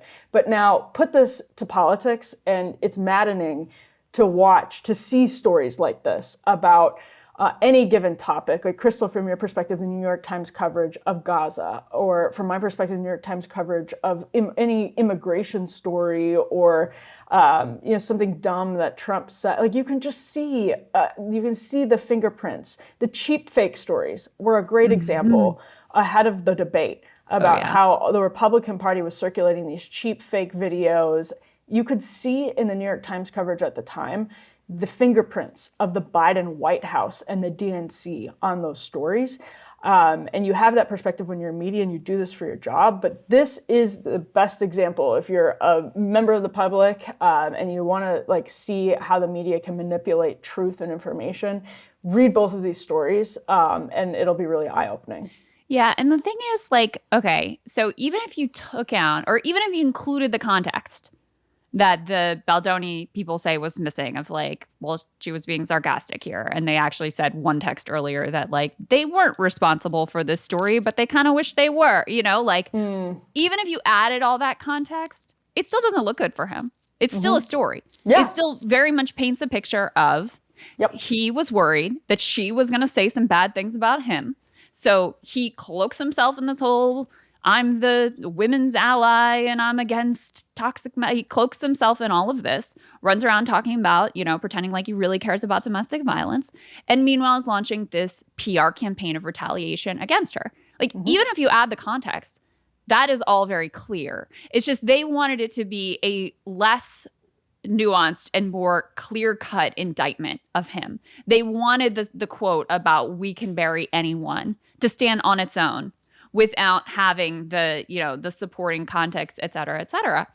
And by doing that, by reaching further than what was, you know, organically there and honest, as best we can tell at this point in this story, they really, you know, they really end up undercutting her. Because now people can just say, well, look, you didn't include that. So obviously this is just a hatchet job. Like, it's just bullshit.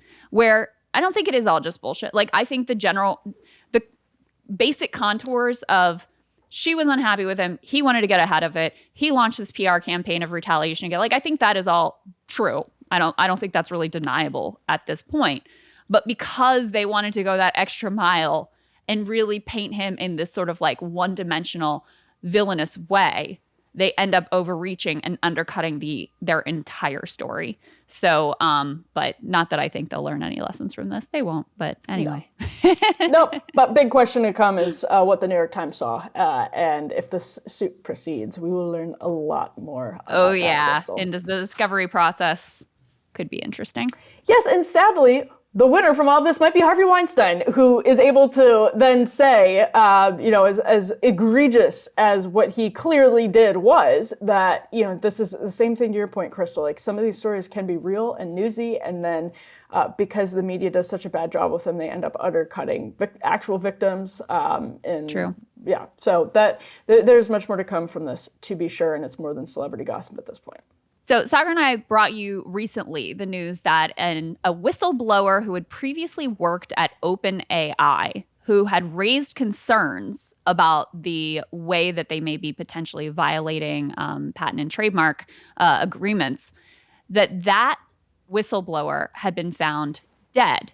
Now, authorities deemed it a suicide, but now we have the parents of that whistleblower, whose name was Suchir Balaji, raising questions and saying that they are going to hire a private investigator in order to try to get to the bottom of what really happened here. Let's take a listen to a part of their press conference. Last person to talk to him, he was happy mood. He's not depressed or anything. And it was his birthday week. He made plans of going to CES in January.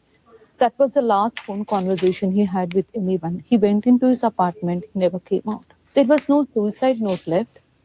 And there is nobody else in the scene. That doesn't mean they can just come to conclusion. And we have seen the bloodshots in the bathroom, signs of fight in the bathroom. Vigil organizers say they're honoring Balaji's bravery and raising awareness to corporate accountability in artificial intelligence. So there you go. Obviously, I mean, AI is the highest stakes game that exists in the world right now. The amount of resources, government and corporate resources, that are being poured into AI development is, we genuinely don't even know how much money is going into this. There is an arms race going on right now to develop AI. Some of this is public, like the war between Sam Altman and Elon Musk. Some of it is not public. Peter Thiel has funded a number of stealth companies. You've got DARPA, which is a secretive agency within the US government that is funding research and development. Israel, China, like the list goes on of actors and interested participants here. So the amount of money at stake here is truly truly mind-blowing. I mean, probably sums that we've never seen in history. It's not an exaggeration.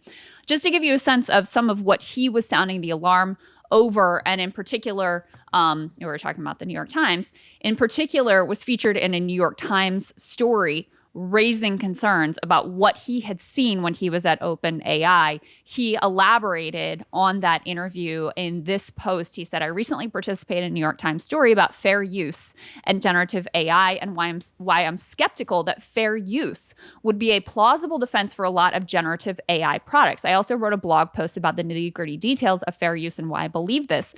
To give some context, I was at OpenAI for nearly 4 years, worked on ChatGPT for the last 1.5 of them.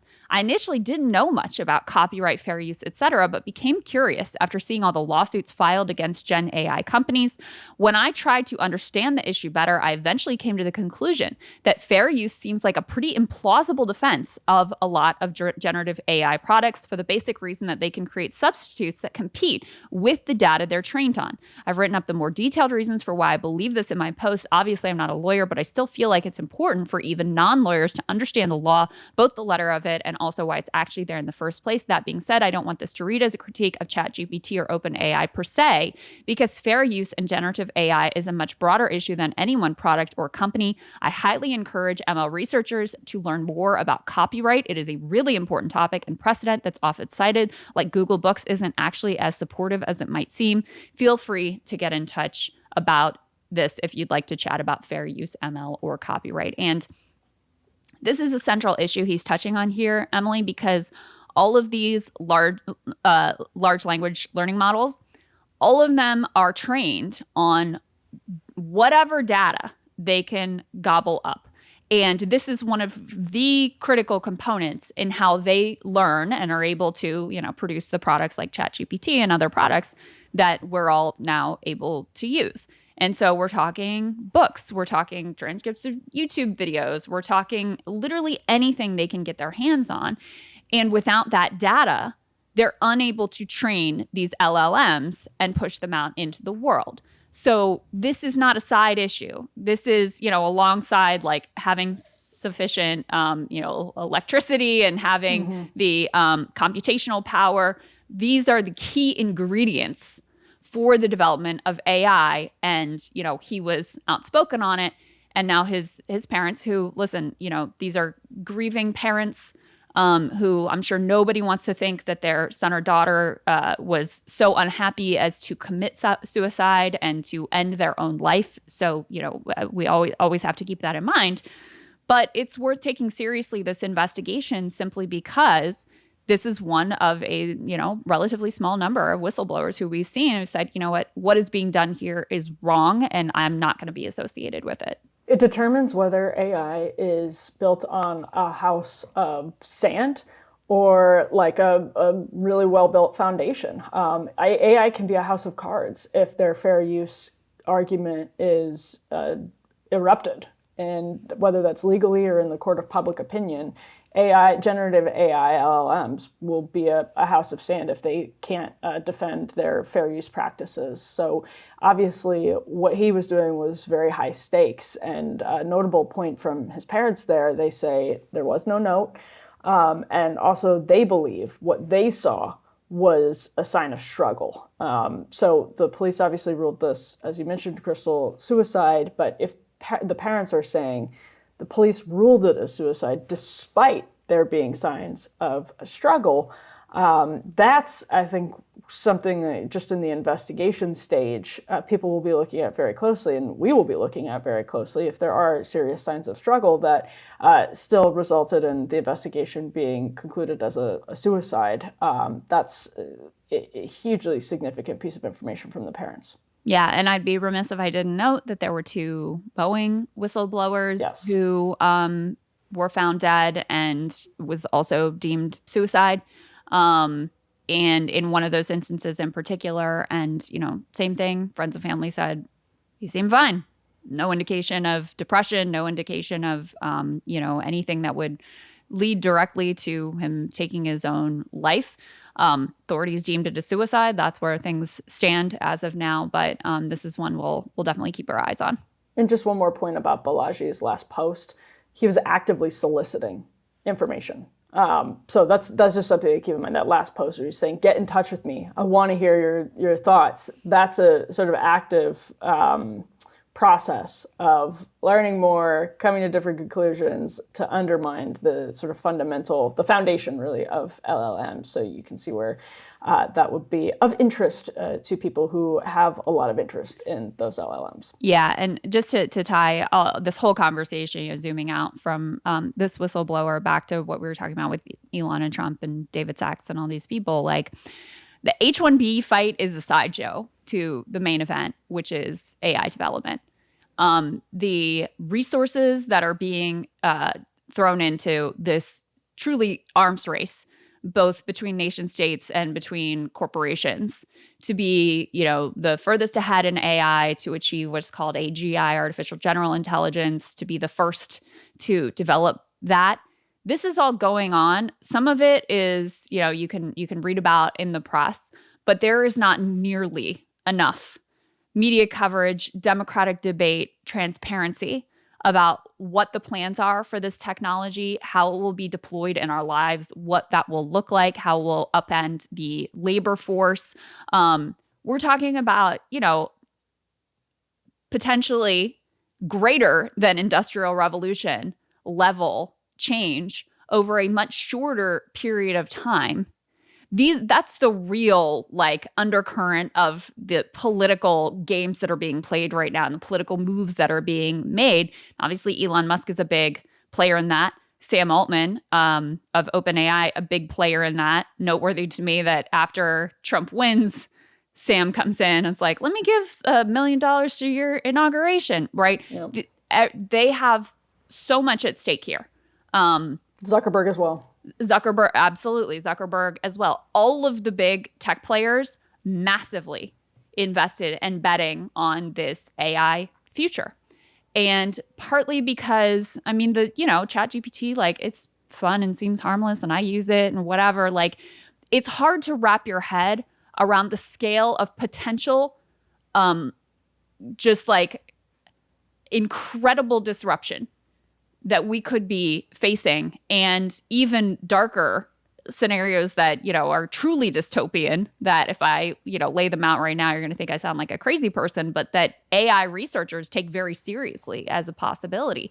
Mm-hmm. This is all happening effectively behind closed doors with a few comparatively small number of scientists and technologists who are making these decisions that could completely upend all of our lives.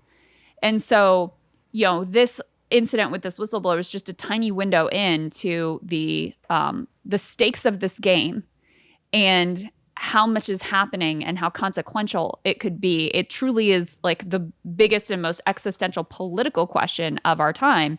And it's not being treated or debated that way. So I mentioned before, I'm trying to learn as much as I possibly can, because I do think that the stakes are potentially that high and that significant. And like I said, this is just one little window into some of the concerns about AI and the way that it could transform our entire economy.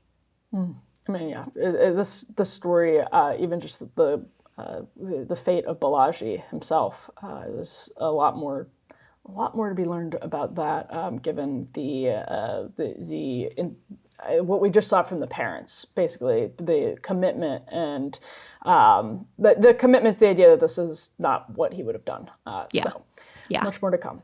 Absolutely. All right, let's go ahead and transition to an American doctor who's just back from Gaza, who has a message to share with the world. Let's get to that. We are very grateful and fortunate to be joined this morning by Dr. Mohammed Khalil. He is an American doctor based in Texas, a surgeon actually, who has just returned from his second trip to Gaza and wanted to share with us and our audience what he experienced there and his concerns based on what his colleagues are continuing to tell him are happening there on the ground. Doctor, great to see you, great to meet you, and thank you for joining us this morning.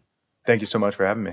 Yeah, of course. So just tell us a little bit about the context of your visit and some of the things that you saw there operating on the ground.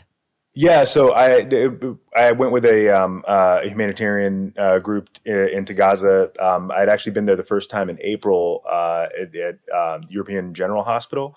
and saw a lot of lower extremity injuries, a lot of I think we signed this letter to the New York Times about all the sniper shots that we saw in children, a lot of targeted attacks is indiscriminate bombing. This time I went up north in November to the Ali Hospital, which, if you remember, was the first hospital that was attacked. And there was a lot of questions as to whether a hospital would be attacked by the Israeli military. And this experience was completely different. Just a lot of death and destruction. We did, quite a bit of operating orthopedic surgery. Just is a lot of stabilizing fractures, and unfortunately, in this setting there were a lot of amputations.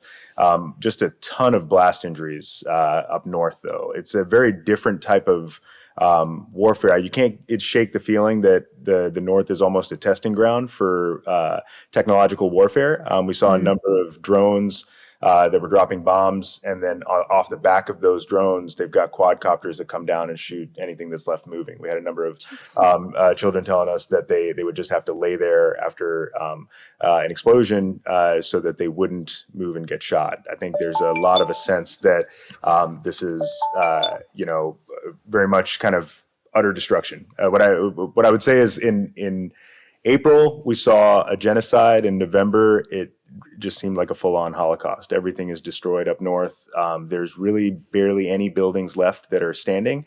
And the ones that are partially destroyed, and people are trying to live in those in a makeshift environment. What can you tell us about how you saw the ratio of civilians? Obviously, this is very hard. Civilians to combatants. You're not interrogating people when you're treating them, but in terms of like women and children that you saw, what do you make of the Israeli line that they are, this is a defensible ratio of civilians to combatants? We did not see anyone that you could clearly identify was a combatant. I assume that they're probably seeking help in other environments, because pretty much everyone that we treated was a non-combatant.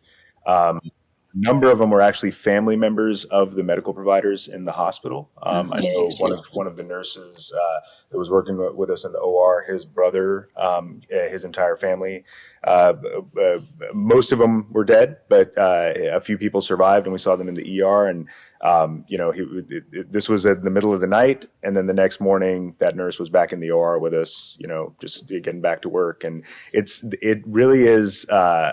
If somebody was a combatant, I assume they were seeking help in other locations, because pretty much the majority of people that we treated were children, women, or known family members of people that we were working with. Doctor, we covered earlier in the week the raid and destruction of Kamal Adwan Hospital, which was in the north. My understanding was it was really the last functioning significant hospital in northern Gaza. What can you tell us about the state of the healthcare system in northern Gaza when you were there, both in terms of facilities, personnel, and also supplies? We were actually north of the Netzarim corridor, so we were in what was considered northern Gaza, above the Netzarim border. So that's in Gaza City. Kamal Adwan was about another 10 minutes north of us, and Kamal Adwan and Indonesian are the only two hospitals up there, and they're completely non-functional now. There was a discussion of having our group go up to Kamal Adwan, because one of the purposes that we serve as European and American teams is sometimes we can be protective for the people that are at the hospital. I think there's when we left European hospital in Gaza in April, that was part of the discussion is once the team stopped showing up, then we know we're about to be attacked. And so going up to Kamal Adwan was not an option. And we knew that hospital was under siege the whole time we were there. And there were a bunch of messages, because everyone knows Dr. Hussam Abu Safia up in the area, and we're WhatsApp messaging him and stuff, and kind of getting an update. But it was not very functional even back in November, and now it's completely non-functional after having been invaded and destroyed. Well, yeah, and let me ask about another line of argumentation you hear a lot from Israel and actually from the United States as well about hospitals in particular being used as Hamas strongholds or places of strategy and organization for Hamas, sort of using hospital patients as human shields. What did you see to that extent, if anything, and what do you make of that line, Doctor? I think at this stage that it's a hard thing to continue to push that narrative. I mean, so many hospitals have been destroyed and nothing has been found, or at least shown to have actually been uncovered. The actual hospital functions are what are getting limited.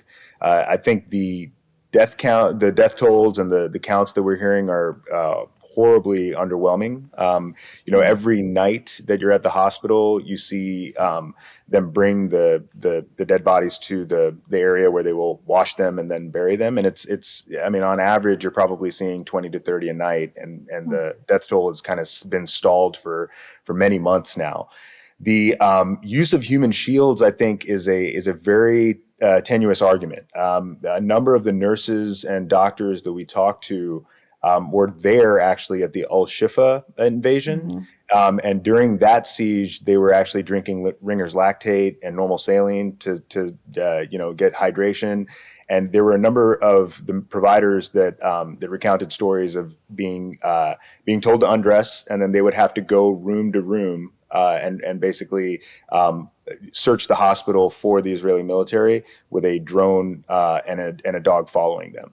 So they were effectively being used as human shields by the IDF. Exactly. And as far as the Hamas using human shields, the challenge is that right now I think there is no real evidence that is being done, because at least in the hospital setting, because for pretty much since a month or two into this war, there have been medical teams in a number of these hospitals, and I don't think there's been one story from any of the American, European, or foreign medical providers of the Hamas coming in and using human shields in the hospital. Doctor, what can you tell us about the availability of food, of clean water, of basic sanitation at this point in northern Gaza?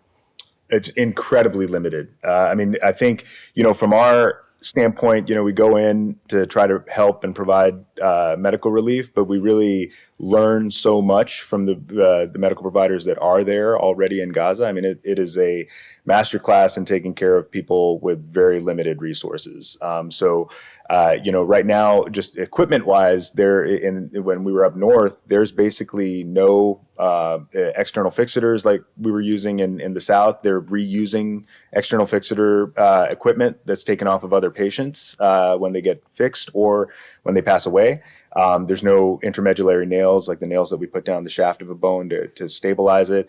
No pedicle screws. It's just very limited from a medical supply standpoint. Food is also incredibly limited. Like I actually I had my birthday there when I was there in November, and they kind of made the joke that we would get you a cake, but there's no sugar and no eggs in Gaza.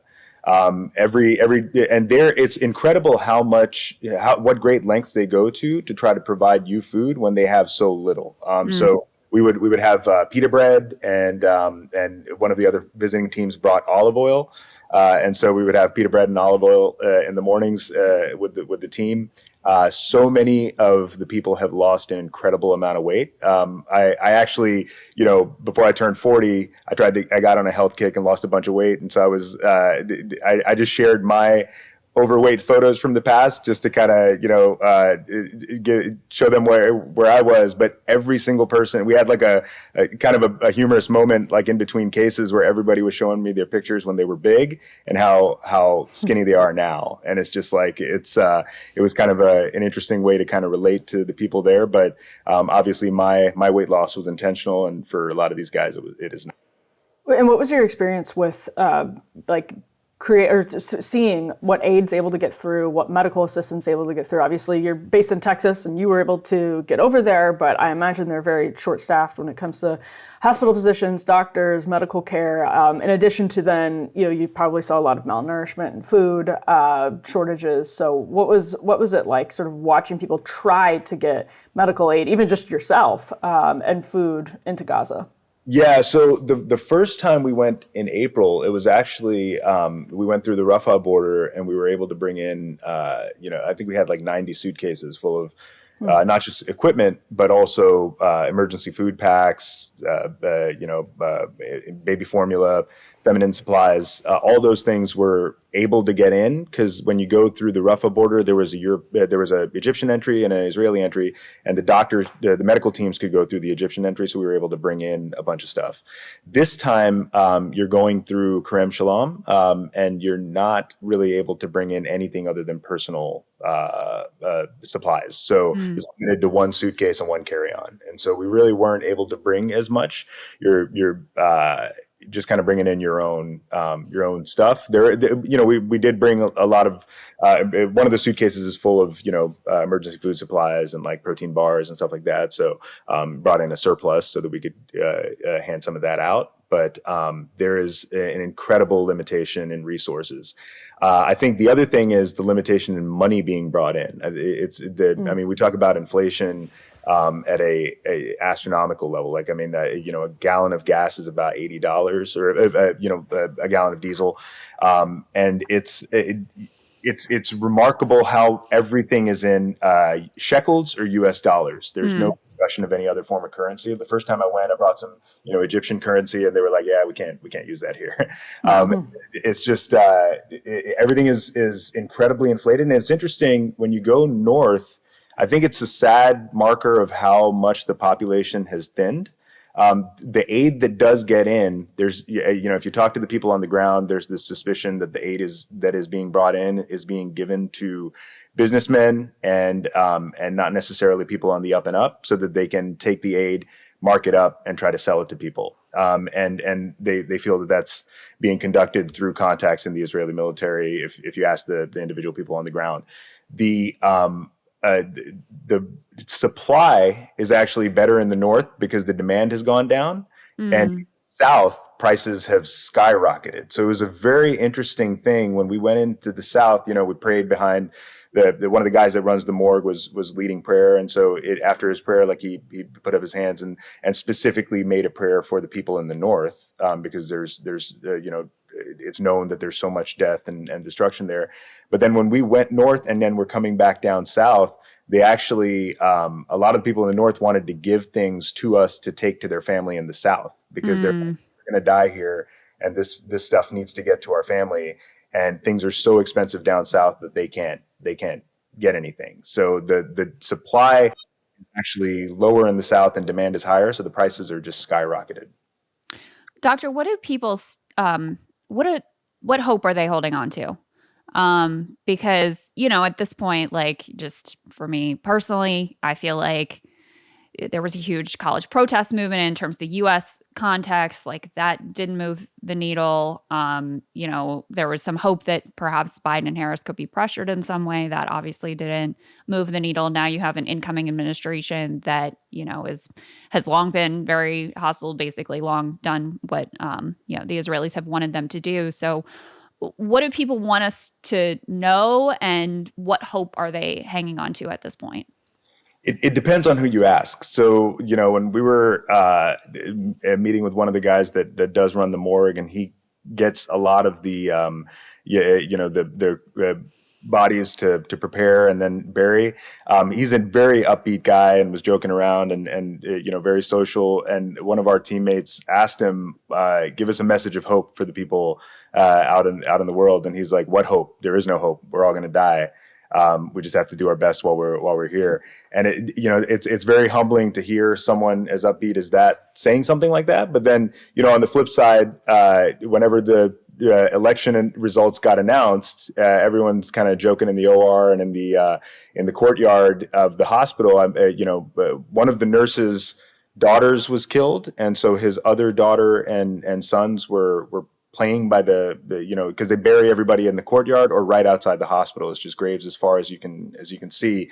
And this, one of the nurse's sons is a teenager, and he was just like, he's like, you're gonna meet Trump. He's like, if you see Trump, tell him Gaza is not just gonna free Palestine, it's gonna free the whole world. I think there's this sense that even though Trump, one of the doctors was like, oh, Trump has a son-in-law that's Lebanese, maybe he's going to be a little more favorable. I think the general sense is that even though Trump has been pretty derogatory in the way that he's talked about Palestinians, I think the thought is that you can't really appeal to his humanitarian side, but you might be able to at least appeal to his ego, to not look subservient to Netanyahu and Israeli leadership in perpetuity. I mean, I think on the Kamala Harris and Biden side, there just seemed to be no light at the end of the tunnel in terms of them ever standing up to what was being done in Israel, even if it violates our own laws. But with Trump, perhaps you can count on his ego eventually taking over.